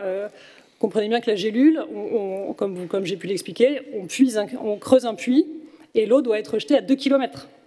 Donc sur les quais de Seine, je ne vois pas bien où est-ce que vous mettez une gélule comme ça, sans gêner Courbevoie, sans gêner les voisins. Donc la réponse est non. Après, on avait deux solutions. Soit on estime qu'effectivement ça va trop gêner et on ne le fait pas, soit on estime que ça en vaut quand même le coup et on serre les dents pendant 1 année et demie sportive en trouvant des solutions de repli comme on le fait et comme le font les équipes. On a effectivement préféré cette deuxième solution, où on sait qu'effectivement la pratique sportive sera dégradée. Ça nous sera évidemment reproché par toutes les bonnes âmes qui vont nous dire que c'était absolument pas ce qu'il fallait faire. Aujourd'hui, si on veut avancer sur le projet, sur le sujet de la géothermie, il n'y a qu'un seul emplacement où il est possible de le faire, c'est celui-ci. Donc on a pris la décision de le faire. Sur Global Switch, nos directeurs généraux des services techniques de Levallois et de Clichy se sont vus la semaine dernière pour parler de ça. J'en reparlerai avec mon homologue de Clichy, Rémi Museau, mais au regard des relations intimes et personnelles que vous pouvez avoir avec le DGST de la ville, qui vous a évidemment soufflé, de Clichy, le DGST de la ville de Clichy, qui vous a évidemment soufflé cette question. Je compte sur votre soutien total, Monsieur Messatfa, pour nous aider à obtenir les autorisations. Non, mais faites pas non, c'est lui qui nous l'a dit, donc tout va bien. Mais effectivement, vous avez raison, on sent une petite volonté de Clichy de ne pas faciliter le projet. Vous avez raison, et je pense que vous le savez, c'est tout le sens de votre question. Et malheureusement, on était informé de cette question, puisque le directeur général des services techniques de la ville de Clichy nous a dit que, comme vous étiez très bons amis, vous en discutiez régulièrement avec lui. Voilà. Donc je compte sur vous, Monsieur Messatfa, pour que votre amitié très forte avec le DGST de la ville de Clichy soit facilitante et qu'il n'y ait pas de mauvais esprit pour faire 100 mètres de travaux pour arriver jusqu'à Levallois. Voilà, j'ai pas l'impression que ce soit une affaire d'État. Comme je vous l'ai dit, nous, on est plutôt bons camarades. On s'est inquiété de savoir comment travailler sans gêner les petits copains. Rien n'est gravé dans le marbre. Aujourd'hui, on nous a demandé de décaler un petit peu notre gélule pour ne pas gêner les voisins. On peut aussi faire le choix de ne pas la décaler. Voilà. Oui, dans 1000 ans. OK. Madame Fondeur. Oui, merci Madame le maire. J'avais donc c'est effectivement un projet très intéressant de verdissement du réseau de Chaux. J'avais 3 questions à ce sujet. La première concerne pourquoi est-ce qu'on attend 2027 ? Je veux dire, il y a 1 an et demi jusqu'en 2026, c'est un peu loin. Donc, pourquoi est-ce qu'on ne peut pas commencer plus tôt Pour les travaux, vous voulez dire ? Oui, les travaux. Alors on finit l'année sportive et après, qui est terminée en fait, et après il faut avoir toutes les autorisations, c'est-à-dire qu'on est en France, donc il faut avoir toutes les autorisations pour commencer. Voilà. C'est toujours ces délais incompressibles comme en urbanisme malheureusement où on sait qu'on ne pourra pas attendre. Oui, il y a les élections aussi, puis ce qui est maintenant les élections, si on avait pu commencer. Non, mais les élections c'est en mars, on ne va pas commencer en mars. Enfin, on ne va pas commencer avant mars, ça c'est sûr. Voilà. Donc la deuxième question, c'est quand même un projet d'ampleur. Je pense qu'effectivement il y aura des conséquences sur les équipements sportifs, mais quelles seront les conséquences en termes de nuisances sur les riverains et qu'est-ce qui est prévu pour les minimiser? Sur ça, on a effectivement tout un tas de... bien sûr, je ne vais pas vous dire que ça ne va pas faire de bruit. Alors, c'est pas marteau-piqueur H24 pendant des mois, mais on est sur une foreuse effectivement électrique, donc avec des nuisances moindres. Et puis après, on a toutes les isolations, les engins qui doivent s'approcher, je suppose. Oui, tout ça c'est vu effectivement. Mais on a après tous les murs anti-bruit, tous les caissons d'abri, etc. Qu'on mettra en place. D'accord. Maintenant, je ne vais pas vous dire aujourd'hui que ça ne fera aucun bruit pour les riverains. Mais ça, on s'en doute. C'est comme SOS, ça fait du bruit pour les riverains malheureusement, et ça, on sait l'atténuer, on ne sait pas supprimer la nuisance. Et la dernière question, c'est concernant l'avantageuse baisse de tarifs à partir de 2025. Comment est-ce possible alors que la mise en service n'a pas lieu avant 2029 et que le CPCI augmente ses prix? Donc moi, j'avoue que... Enfin, il y a une petite augmentation de la DSP de 6 ans, mais c'est quand même pas majeur. Plus le fait que IDEX supporte quand même beaucoup des coûts d'investissement, enfin tous les coûts d'investissement en l'occurrence. beaucoup des coûts d'investissement, mais avec lequel après il aura des bénéfices importants aussi. C'est-à-dire que IDEX parie sur ça et c'est pour ça qu'ils font ces investissements. IDEX, c'est pas un généreux mécène qui comme ça abonderait sur un projet levalloisien à perte. Donc eux aussi, dès que le système sera opérationnel, c'est plusieurs millions, enfin oui, 2 millions d'euros de dividendes attendus. 2,5 attendus, 1 pour la ville, 1,5 pour IDEX chaque année.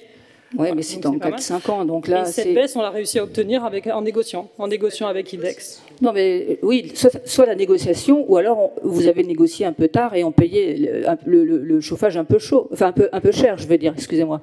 Non. C'est pas ça. Mais encore une fois, je ne peux pas vous empêcher d'avoir. Excusez-moi, moi je trouve que c'est un énorme. Oui. Je suis très contente pour les gens qui se chauffent au chauffage urbain. Je pense que c'est très bien, mais peut-être que voilà, ça aurait peut-être pu arriver un peu plus tôt. Bah, ça arrive bien plus tôt que beaucoup d'autres villes, en tout cas. Je peux vous dire que tous mes collègues, enfin beaucoup de mes collègues maires qui sont dépendants de la CPCU angoissent énormément à l'idée de ce renouvellement et cette nouvelle hausse qui arrive, parce que eux, ils n'ont pas de solution. Donc je pense que leur opposition pourra leur le reprocher. Mais en tout cas, la solution on a avancé selon un calendrier qui est, encore une fois, bien plus en avance que les communes limitrophes. Merci. Okay. Merci à vous. Est-ce qu'il y a d'autres interrogations sur ces délibérations qu'on va remettre au vote dans l'ordre? Alors, pas de panique, Madame Deschia. La première, c'était cette création de société par action simplifiée Levallois Géothermie, où si on reprend dans les grandes lignes, on avait déposé fin 2024 un dossier de permis de recherche de site géothermie. Les études nous montrent que l'existence de ressources géothermales exploitables sur le territoire de la commune identifie la piste d'attelé du complexe sportif Luison-Beauvais comme seul lieu où l'on peut creuser. La ville restera bien dans son domaine public avec le maintien de l'activité sportive en surface une fois que toute la centrale aura été faite et enterrée en sous-sol. La société IDEX engage un projet visant la création de la société commerciale Levallois Géothermie pour créer donc cette énergie thermique à partir d'une géothermie sur le territoire de la ville de Levallois pendant une trentaine d'années. La ville y est associée. Les projets de statut et de pacte sont à l'intérieur de la délibération. La ville disposera de 20% du capital, apport correspondant à la mise à disposition du tréfonds du terrain municipal, valorisé au montant d'1 million d'euros. Le reste est apporté en numéraire par IDEX. Et les statuts prévoient que la ville sera représentée au sein du conseil de surveillance, qu'elle disposera d'un tiers des voix, c'est-à-dire un siège sur 3. Et je propose que ce soit Madame Sophie Deschiens, qui est d'une part l'interlocutrice privilégiée de par sa délégation d'IDEX au quotidien, et qui encore une fois a suivi ce dossier de longue date et qui le connaît par cœur. Voilà, donc ça c'est la première délibération, création de la SAS, de la société par action simplifiée, oui, SAS, que je vous propose d'adopter. Je mets aux voix. Qui est pour? Avis contraire? Abstention? Adopté à l'unanimité. Donc Madame Deschiens, je vous félicite et je vous demande de sortir, puisque pour ne pas vous exposer à un conflit d'intérêts sur les autres délibérations. Convention d'occupation temporaire. Je n'ai pas encore mis aux voix, prenez votre temps. Convention délib numéro 15, convention d'occupation temporaire du domaine public en tréfonds au bénéfice de la SAS Levallois Géothermie, pour qu'ils y mettent leur centrale de géothermie. Qui est pour? Avis contraire, abstention, je vous remercie. Convention relative à la fourniture de chaleur produite par la SAS Levallois Géothermie, que nous vendons donc à Calita. Qui est pour? Avis contraire, abstention, il n'y en a pas, adopté à l'unanimité. Et enfin, l'avenant numéro 3. C'est pas fini, ce n'est pas fini. Là, tu as le droit de rentrer, peut-être, je ne sais plus. Ah ouais, c'est Global Switch d'abord. Retour de Sophie Deschiens. Convention relative à la fourniture de chaleur produite par le Data Center Global Switch. Attendez, qu'est-ce que j'ai fait là? J'ai fait laquelle? C'est celle-là qu'on fait. Donc la même chose, on autorise Calita à récupérer, à être le bénéficiaire de cette chaleur du Data Center Global Switch. Qui est pour? Avis contraire, abstention, il n'y en a pas, je vous remercie. Et enfin, l'avenant numéro 3 à la DSP qui nous lie à IDEX pour intégrer toutes ces modifications-là. Hop, hop. Donc autoriser le délégataire à acquérir de la chaleur auprès d'une centrale géothermique et d'acter les nouvelles modalités d'import de chaleur du data center. Réaliser les travaux nécessaires à la récupération de chaleur du data center et permettant l'utilisation de la géothermie. Réaliser des réseaux d'extension du réseau, des travaux d'extension du réseau. Réaliser des travaux de modernisation du réseau. Pardon, je crois que j'ai dit IDEX, tout ça c'est Qualita encore, hein. C'est Qualita le bénéficiaire.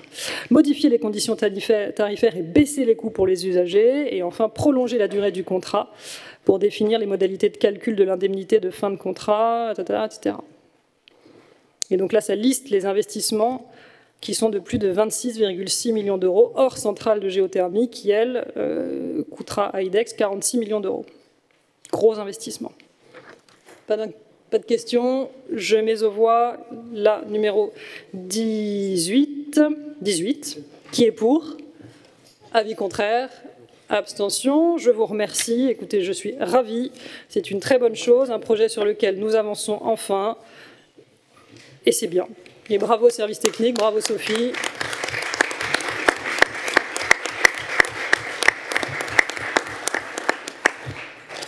Et merci à tous. Je suis très heureuse.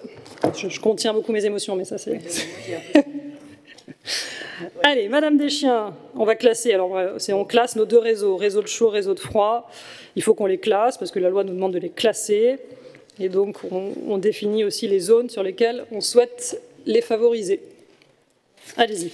Oui, merci Madame le maire. Donc, effectivement, dans le prolongement des délibérations précédentes, dont je me permets de dire justement juste un tout petit mot, vous remercier pour la confiance que vous nous avez témoignée aux équipes et à moi-même durant ces 2 dernières années où nous avons œuvré pour parvenir à faire sortir ce magnifique projet. Je remercie tous les élus qui ont bien voulu nous suivre dans cette magnifique géothermie à venir. Donc ici, nous sommes toujours... Et Guillaume Gardet, notre directeur général des services techniques, qui a été embauché, Guillaume, en 2022, et qui nous... Ça, 2022 et qui nous venait de la ville de Rueil, qui est la ville 2023, et qui nous venait de la ville de Rueil, où il avait aussi mené à bien un projet de géothermie, ce que vous n'aviez pas manqué de valoriser lors de vos entretiens, Guillaume, et ce qui nous a effectivement convaincus de vous embaucher, et nous avons bien fait. Merci, Guillaume. Alors, nous sommes là sur notre réseau de chaleur qu'il convient, ainsi que vous l'avez dit, Madame le maire, dont il convient de préciser les modalités de classement conformément à l'arrêté ministériel du 3 décembre 2024, donc portant sur le classement des réseaux de chaleur et de froid. Donc là, nous vous proposons de mentionner qu'il est obligatoire de se raccorder à notre réseau de chaleur sur tout le territoire de la commune, à l'exception de l'île de la Jatte, et également de préciser que cette obligation de raccordement s'applique bien évidemment aux bâtiments neufs ou en rénovation ou restructuration, dont les besoins de chauffage ou de production d'eau chaude sanitaire excèdent un niveau de puissance de 100 kWh. Et même chose pour les bâtiments existants qui sont amenés à remplacer leurs installations de chauffage. Là aussi, cela devient obligatoire pour des besoins de puissance supérieure à 100 kWh. Et ainsi que je l'ai précisé en commission, 100 kWh, c'est l'équivalent d'un immeuble, d'un petit immeuble de 5 logements. Merci. Est-ce qu'il y a des questions sur ces classements ? Je mets aux voix la numéro 19, qui est pour, contre, abstention, il n'y en a pas, je vous remercie. Pareil sur la 20. Alors, sur la 20, nous sommes sur le réseau de froid urbain qui, lui, avait été classé le 22 novembre 2010 pour répondre, et cela concernait des zones bien précises qui étaient à l'époque la zone de développement de la ZAC Eiffel Sud-Ouest ainsi que de la ZAC Collange et puis une partie de la zone Front de Seine. Donc aujourd'hui, le réseau a évolué, donc il est nécessaire d'actualiser également ces éléments est d'élargir le périmètre d'obligation de raccordement. La carte qui est annexée dans vos dossiers à la délibération est assez claire, c'est-à-dire que cela sont exclus l'île de la Jatte une nouvelle fois et l'hypercentre de la commune. Tout le reste de Levallois donc devient le raccordement au réseau devient obligatoire. Merci Madame Deschiens, pas de difficulté, je mets aux voix. Qui est pour? Avis contraire, abstention, il n'y en a pas. Adopté à l'unanimité. Monsieur Gaborio, nous allons parler de la police municipale et de leur futur poste dont les travaux s'achèvent avenue de l'Europe, afin qu'ils puissent garer leurs véhicules d'intervention et personnel convenablement et à proximité du poste. Nous contractualisons avec Levapark et notamment le parking Maille, qui est à proximité immédiate du futur poste, pour que nous puissions y réserver quelques places pour nos véhicules PM. Tout à fait, Madame le maire. Vous avez dit effectivement, les administrateurs de Levapark peuvent sortir dès à présent s'ils le souhaitent. Merci, Madame le maire. Cette délibération a donc pour objectif d'autoriser Madame le maire à signer une convention d'occupation entre la ville de Levallois et la société publique locale Levapark pour le stationnement de nos véhicules de police municipale. Le parking du Mail est géré par la société publique locale Levapark.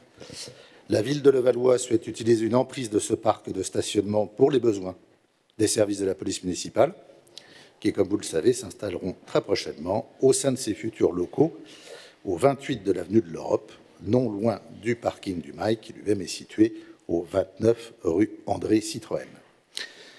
Levapark mettra ainsi une zone de stationnement qui offrira la garantie des conditions de travail optimales aux agents de la police municipale, la sécurisation des véhicules de nos agents lors de leur service et celle des véhicules de la police municipale lorsque ces derniers ne seront pas en intervention. La société publique locale Levapark a proposé à la ville d'aménager une zone privative et réservée à la police municipale au sein de ce parking du Mail. Cette zone de stationnement représente environ 33 emplacements de parking. Cette zone est close, avec un accès réglementé. Voilà, cette délibération prendra effet, enfin cette convention prendra effet à compter de la date de la prise de possession des services de police municipale des fameux locaux, et ce pour une durée de 5 ans renouvelable, pour une même durée par tacite reconduction, et cela dans la limite de 2 renouvellements.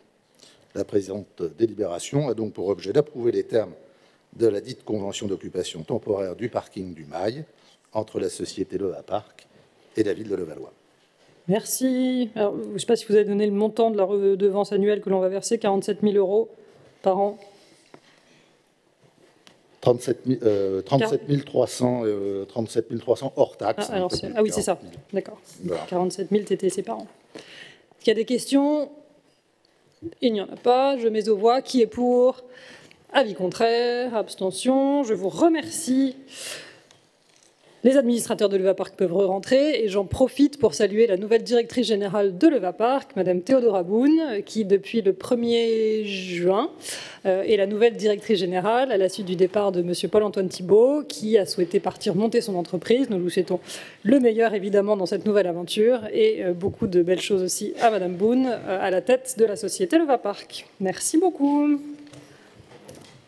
Alors, on reste dans les transports, puisque nous reparlons de l'exploitation de nos navettes les abeilles. Vous savez, nos navettes les abeilles, on avait un matériel qui devenait un matériel roulant qui devenait un petit peu vieillissant, une maintenance qui était de plus en plus coûteuse, des pannes à répétition qui perturbaient le trafic, etc. Donc nous avons fait surtout des véhicules à moteur thermique. Donc nous avons fait le choix de travailler différemment, de déléguer la gestion de la fourniture et de l'entretien de nos bus à une société privée. Nous avons donc lancé un appel, une mise en concurrence par une délibération délibération du 19 juin 2024. Nous avons lancé une procédure d'appel d'offres et nous arrivons donc au bout de cette procédure d'appel d'offres. Nous avons 2 entreprises, 2 sociétés qui ont souhaité répondre à cet appel d'offres, la SAVAC, Bus Service SAS, et la société Paris Seine Mobilité. La SAVAC s'est révélée être la mieux disante d'un point de vue financier, de manière assez nette, puisqu'on était, je crois, sur un delta de plus de 3 millions d'euros de mémoire entre les 2 offres. Voilà, 3 millions d'euros de delta entre les 2 offres. Et elle répondait parfaitement au cahier des charges qui lui avait été soumis. C'est-à-dire que nous souhaitions évidemment que le service reste gratuit. Le service restera 100% gratuit pour les Levalloisiens. Que les navettes qui roulent sur notre territoire, c'est des navettes 100% électriques. Qu'elles soient également de gabarit plus restreint que ce qu'elles sont actuellement, puisqu'on voit quand même souvent tourner les abeilles, pas à vide, mais souvent peu pleines, on va dire. Que la desserte soit augmentée, notamment avec un arrêt supplémentaire à l'hôpital franco-britannique et qui n'était pas desservi, et des arrêts supplémentaires sur le secteur Malraux, qui lui aussi n'était pas desservi, et où nous avons mis notre bâtiment des services techniques désormais. Voilà, donc d'où le double intérêt de renforcer un petit peu la desserte sur ce quartier. La fréquence sera aussi augmentée le matin et le soir quand les collégiens partent au collège ou rentrent du collège. Pourquoi ? Parce que, comme je vous l'ai dit, comme les bus vont être un peu plus petits, on veut s'assurer que tous les enfants puissent bien monter dans le bus pour aller au collège. Donc sur les périodes 7h30, 9h30 et 16h30, 18h, une navette supplémentaire sera intégrée dans chacun des circuits pour pouvoir avoir une fréquence, un temps d'arrêt entre les deux passages de navette réduit. Donc ça sera évidemment uniquement donc, en semaine et hors période de vacances scolaires.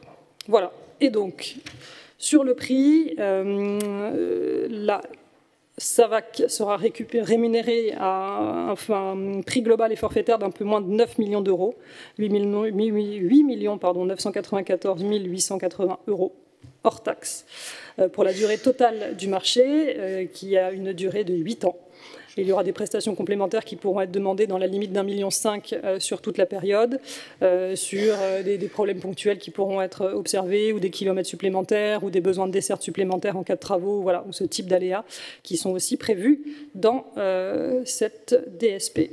Voilà ce que je peux vous dire. Quand, évidemment, donc ça c'est pour tout ce qui est service aux usagers. Le type de bus, des omnicars bus électriques de 7 mètres de long, 7 places assises, 28 places debout et un emplacement PMR.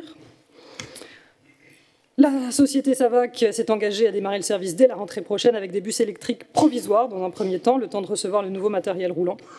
C'est ça, l'écart important du prix entre la SAVAC et la société Paris Seine Mobilité était de plus de 3 millions d'euros, 3,5 millions.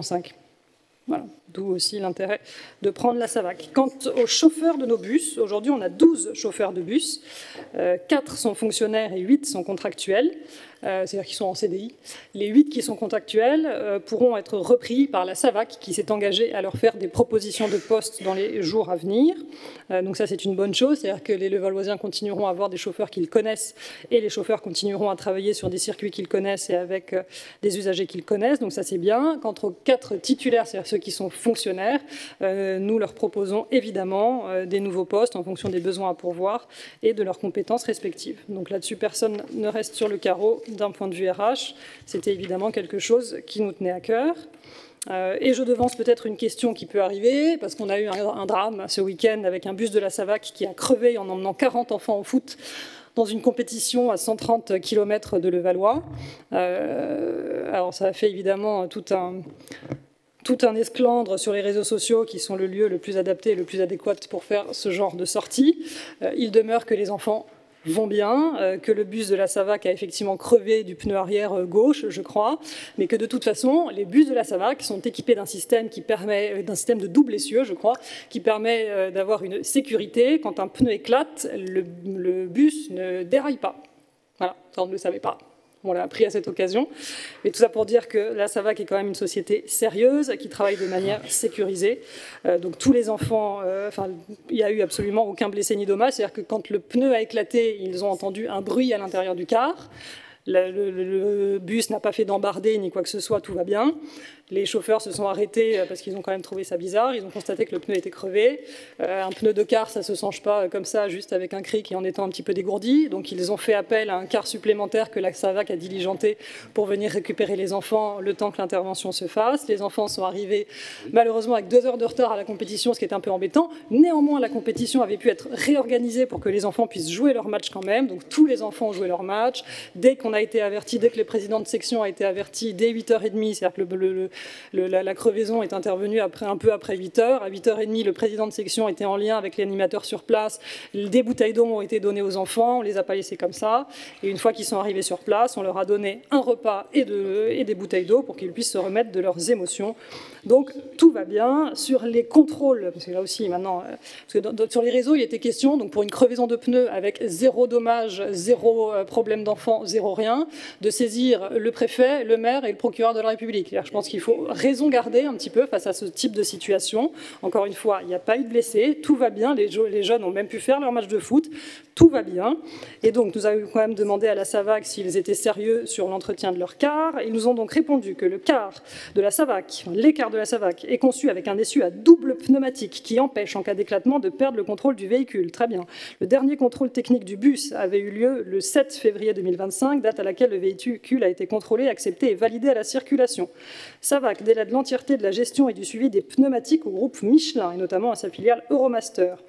Un contrôle périodique tous les 45 jours minimum est exigé. Le dernier contrôle pneumatique sur ce car-là avait été effectué le lundi 16 juin, selon la SAVAC, qui va cependant exiger de son prestataire un contrôle global de l'ensemble du parc de bus dans les prochains jours afin de s'assurer que les véhicules ne présentent aucune anomalie et diligenter un audit par Michelin pour déterminer les causes réelles de cet éclatement de pneus. Voilà, tout va bien. J'espère que tout le monde est rassuré. Donc on aura peut-être des éclatements de pneus à Levallois, je ne sais pas, c'est possible. Mais en tout cas, grâce à ce système de double essieu, je ne sais pas quoi, double pneumatique, tout ira bien. Voilà. Des questions? Il n'y en a plus. Je mets aux voix qui est pour. Avis contraire, abstention, merci. La ville verdit son parc, ce qui va nous permettre d'avoir un budget vert amélioré encore. Madame la directrice générale adjointe en charge des finances, monsieur l'adjoint et madame la conseillère municipale en charge du budget vert, ce qui est une bonne chose.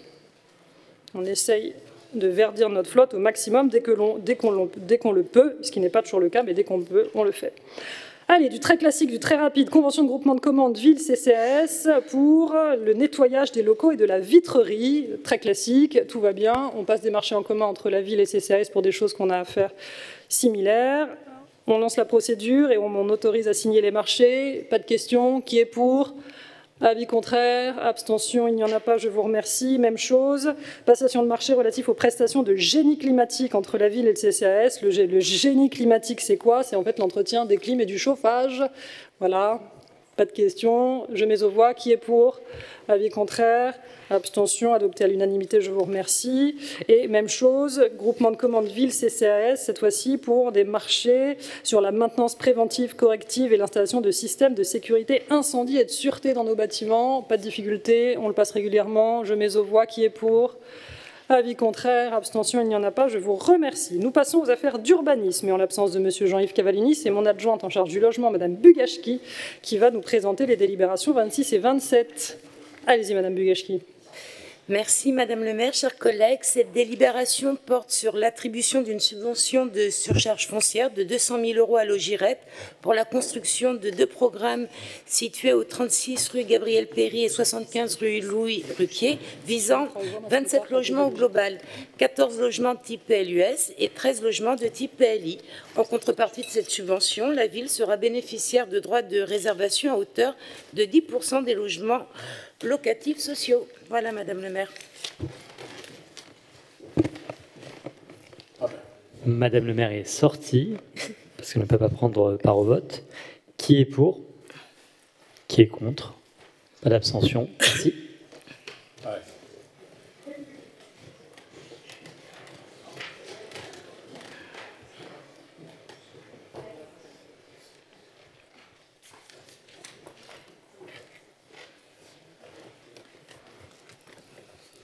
Oui, je sors sur l'OGIREP aussi parce que je représente le département au sein du conseil d'administration de l'OGIREP. Création de 2 servitudes de passage de service public sur les terrains 72-78 Danton, Briand-Offan, la parcelle Hutchinson, Madame Bugashki toujours. Merci Madame le maire. Le groupement Sogelim d'Ixens a obtenu le 6 mai dernier un permis de construire sur les terrains dits Hutchinson. La présente délibération a pour objet d'autoriser Madame le maire ou l'adjoint délégué à signer une convention entre la ville et le groupement dit SCCV Paradis pour prévoir les modalités de ces servitudes, à savoir les servitudes piétonnes seront aménagées par le promoteur. En revanche, elles seront entretenues par les services de la ville afin de garantir sa qualité et son usage. La durée des servitudes sera à perpétuité et inscrite dans les actes de vente à passer avec les futurs acquéreurs. Et enfin, l'ouverture du public sera du lundi au dimanche de 8h30 à 18h30 et à 19h30 pour les horaires d'été. Voilà. Merci, Madame Bugashki. Donc, il y a une question, Monsieur Nouguier. Oui, merci Madame le maire. Une explication de vote, puisque nous nous abstiendrons sur cette délibération sur ce sujet de servitude sur Hutchinson. En fait, nous souhaitons marquer notre opposition au projet immobilier sur cette parcelle. Donc il y avait eu une modification, pour rappel, du PLU, mais qui ne répond pas, selon nous, réellement aux besoins des habitants. Donc, pour rappel, cette parcelle, c'est une des dernières marges de manœuvre sur la ville en termes de création d'espaces verts, tout simplement sur cette zone. Ce projet immobilier va encore densifier la zone, avec l'arrivée de plus d'une centaine d'habitants par rapport à actuellement, où donc ce sont des bureaux. Et quand on regarde cette demande des résidents, ils souhaitent beaucoup plus d'espaces verts. On le voit, regardez sur les comptes rendus des conseils de quartier du général Leclerc. Et dans le PLU lui-même, il y a des secteurs prioritaires qui sont définis pour la création d'espaces verts publics. Et cette zone entre Chaptal, Danton, Marius-Offan, elle est bien identifiée comme secteur prioritaire.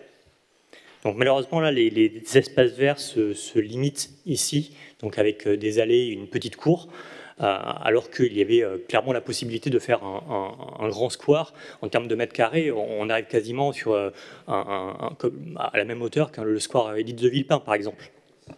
Mais vous avez fait donc votre choix, celui de la densification encore et de la spéculation immobilière. D'accord.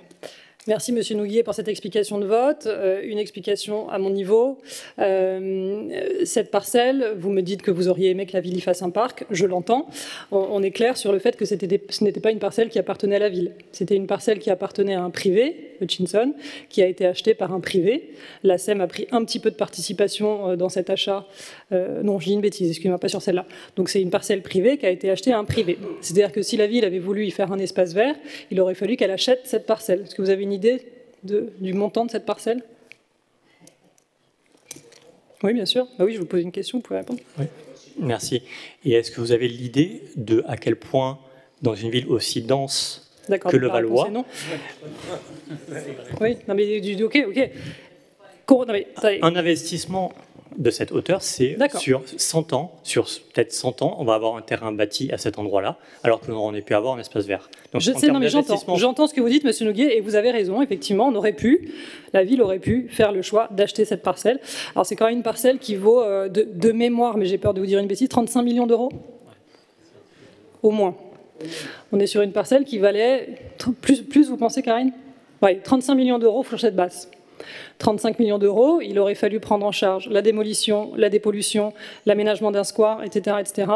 On était allé sur un parc à un square qui aurait fait quoi, 50 millions d'euros. Ok. C'est un beau square. C'est sur 50 millions d'euros un square, sur un budget de la ville qui en fait 250 millions.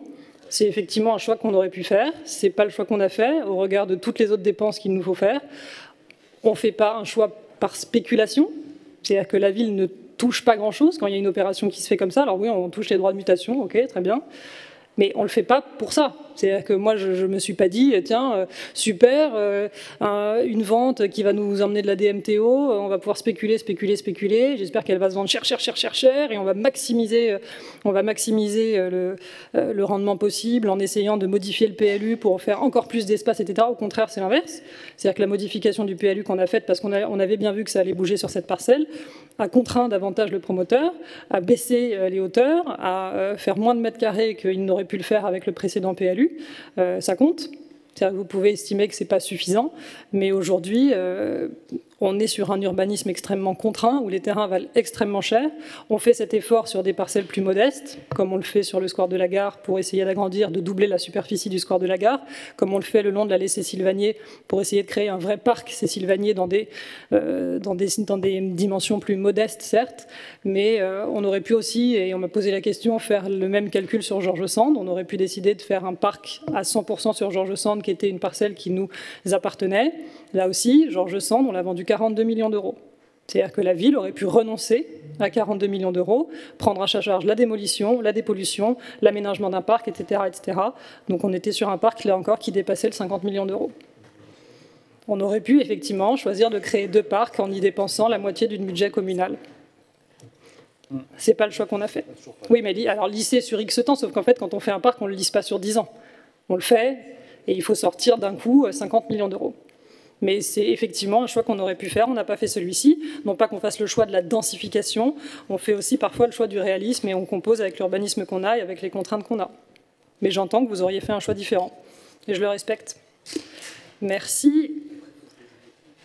Oui, oui, tout en se désendettant, en baissant les dépenses, en ayant des ponctions supplémentaires chaque année, pas augmenter les impôts, etc. etc. Alors c'est des... entretenir tout le bâtiment. Plus le fonctionnement. Ouais, bon. Oui, ça y est, tout va bien. Allez, je mets aux voix, donc merci pour cette explication de vote, je mets aux voix la délibération 27, qui est pour, avis contraire, abstention, je vous remercie.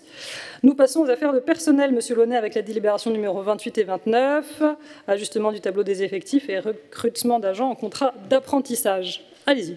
Merci Madame le maire.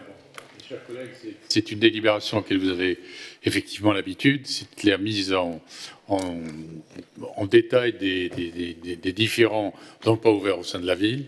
Bon, je ne veux pas rentrer dans le détail, mais je veux quand même vous donner qu'il y a 4 suppressions de postes, 7 transformations de postes, 3 intégrations directes sur la filière administrative, un changement d'intitulé de poste, un changement de cadre d'emploi, une ouverture au cadre d'emploi des attachés, une ouverture au cadre d'emploi des infirmiers en soins généraux, 2 ouvertures aux 3 cadres d'emploi éducateurs, puéricultrices et infirmiers, une ouverture au cadre d'emploi des auxiliaires en puéricultrice et une ouverture au cadre d'emploi des professeurs d'enseignement artistique. Et au total, on a 92 avancements de grade. Voilà, si vous avez des questions, je tiens à remercier la DRH à chaque fois parce que c'est une réactualisation qui montre que ça bouge au sein de la DRH. Et ça va dans le bon sens, ce que vous avez souhaité. Tout à fait. J'en profite pour féliciter Sandrine Barbet, qui est... Non ? Ouais. Sandrine, tu dis non, tu veux pas que je te félicite ? Sandrine Barbet, qui était directrice de la communication et qui est passée DGA en charge toujours de la communication, mais aussi de la culture, qui était dans le périmètre de Madame Boone, donc passée à Leva Park en tant que directrice générale. Donc bravo Madame Barbet, qui intègre donc la direction générale et qui aura dans son périmètre la communication, l'événementiel et la culture. Bravo et bravo pour ces beaux week-ends que vous nous organisez. Les Levalloisiens sont heureux. Ce week-end, c'était un travail commun entre la com et l'enfance. Ça va Robin ? Tout le monde va bien ? Les animateurs n'ont pas eu trop chaud, formidable. Merci en tout cas pour tout le travail que vous avez fait. C'était un week-end extraordinaire, donc merci à vous tous.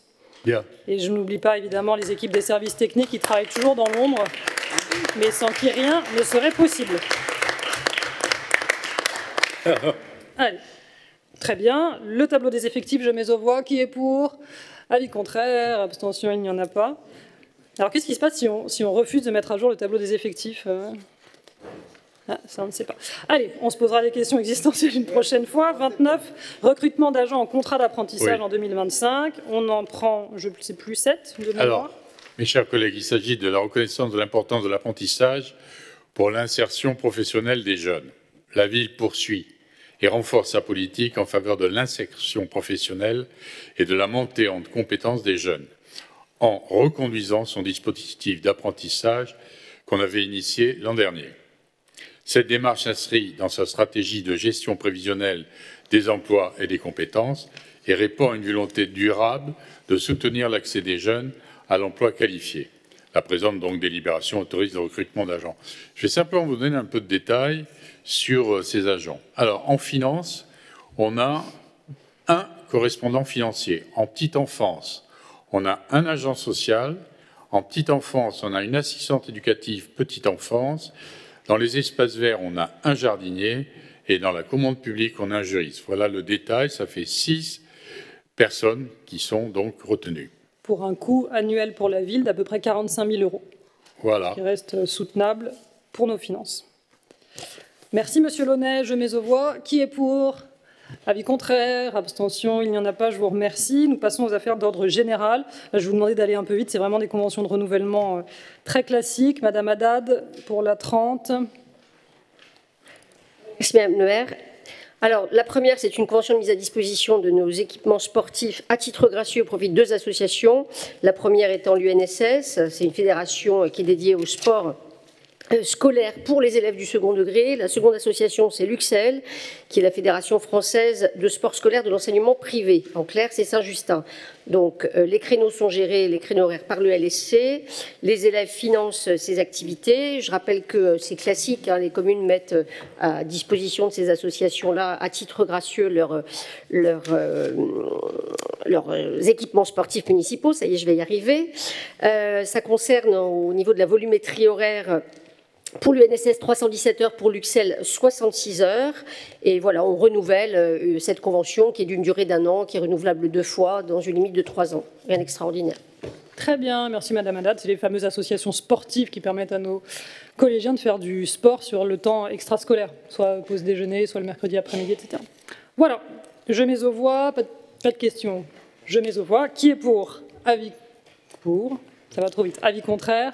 Abstention, il n'y en a pas, adopté à l'unanimité. La 31, Madame Haddad, toujours. Oui. 31. Oui, on enchaîne, pareil, le renouvellement de cette convention de mise à disposition des équipements sportifs de la ville au profit de nos collèges publics, donc Danton, Jean Jaurès et Blériot, et on maintient le tarif horaire d'occupation à 25 € pour les gymnases Palais des Sports et 45 € pour le centre aquatique de notre ville.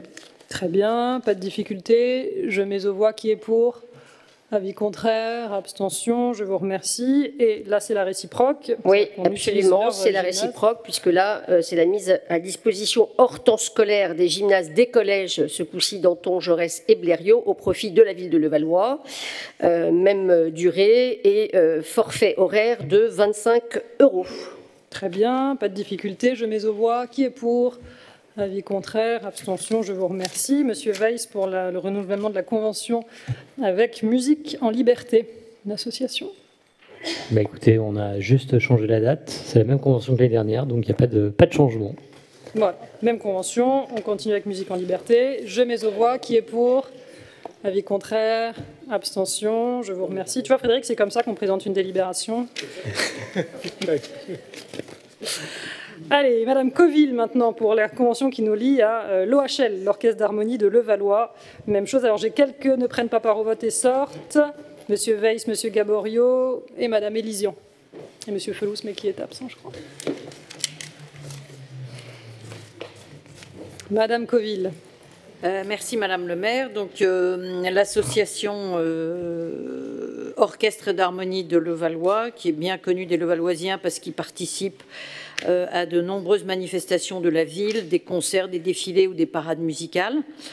Cette association, son contrat avec la convention avec la ville est arrivé à expiration et il est proposé d'approuver les termes du projet d'objectifs et de moyens et de renouveler pour une période de 3 ans. Très bien, c'est eux que nous avons effectivement pour nos commémorations notamment avec leurs beaux costumes noirs et rouges. Pas de difficulté, je mets aux voix. Qui est pour?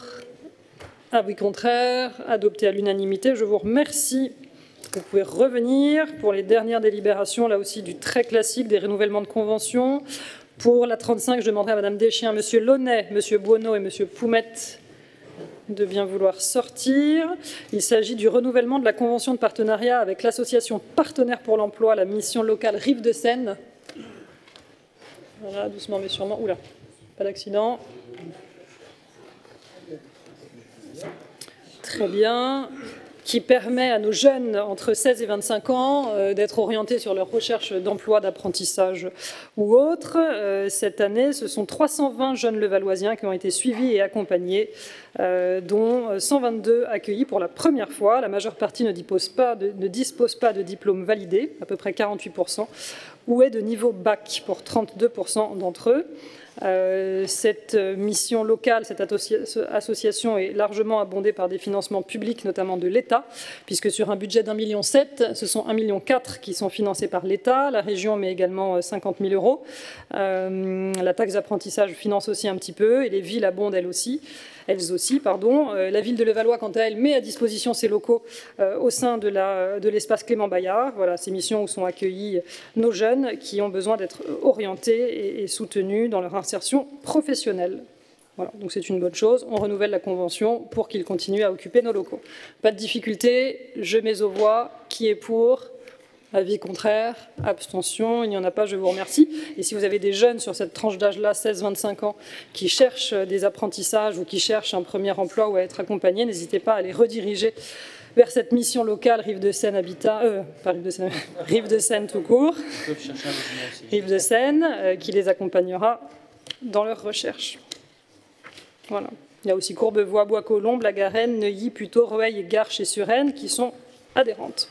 Ensuite, une énième convention de groupement de commandes ville-caisse des écoles cette fois pour que nous puissions acheter des livres scolaires et des fournitures scolaires et diverses fournitures pour des activités manuelles. Là aussi, pas de difficulté, on achète des livres et de quoi faire des belles activités dans les centres de loisirs de Robin. Pour... Je mets aux voix qui est pour, avis contraire, abstention, il n'y en a pas, je vous remercie. Pareil, convention de groupement de commandes pour qu'on mette des fontaines à eau et des bonbonnes d'eau dans les bâtiments villes et CCAS. Pas de difficulté, qui est pour ? Avis contraire, abstention, il n'y en a pas, adopté à l'unanimité. Et Christian Mortel a la lourde tâche de présenter la dernière délibération, celle où personne n'écoute et où tout le monde range ses affaires alors qu'elle est importante et intéressante, notamment pour les jeunes et notre devoir de mémoire. Allez-y, Christian, courage. Merci, Madame le maire. Je m'accroche. Le Valois accueille depuis 10 ans l'association, le Centre d'études napoléonien. Et cette année, entre le 7 et le 9 juillet, nous allons accueillir le Congrès international napoléonien. Alors, le 22e Congrès international napoléonien. Et à cette occasion, la ville de Levallois, nous aurons l'occasion, avec ce centre d'études napoléonien, de dévoiler une plaque en mémoire de Jean Béranger, qui était un illustre levalloisien avant la lettre, puisqu'il a été aux côtés de Napoléon Ier, comme conseiller d'État et fondateur de la Caisse des dépôts et consignations, de la Cour des comptes et co-rédacteur du Code civil. Il était, nonobstant, propriétaire du domaine de la Planchette, qui à l'époque comprenait des terrains, y compris ceux de la mairie. Donc à ce titre-là, il a préexisté à Levallois, mais il était bien sur notaire.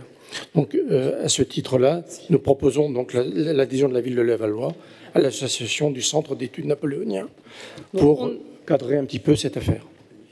Donc on adhère pour un montant de 150 € par an, là aussi très soutenable, ce qui nous permettra de recevoir le bulletin études napoléoniennes et de le mettre à disposition des Levalloisiens fans de cette période, et ça permettra de proposer aux Levalloisiens des nouveaux événements. Merci de nous accorder ce budget, Madame le maire. Allez, je mets aux voix et on finit par une belle unanimité, j'espère. Qui est pour ? Avis contraire, abstention, il n'y en a pas, adopté à l'unanimité. Je vous remercie. Tous les points ayant été examinés, nous terminons ce conseil. Je vous en remercie et la séance. Et je sais, chaque fois vous ne me regardez pas. À chaque fois vous me regardez, Sylvain, du coup je ne sais plus. La séance est levée. Merci à tous.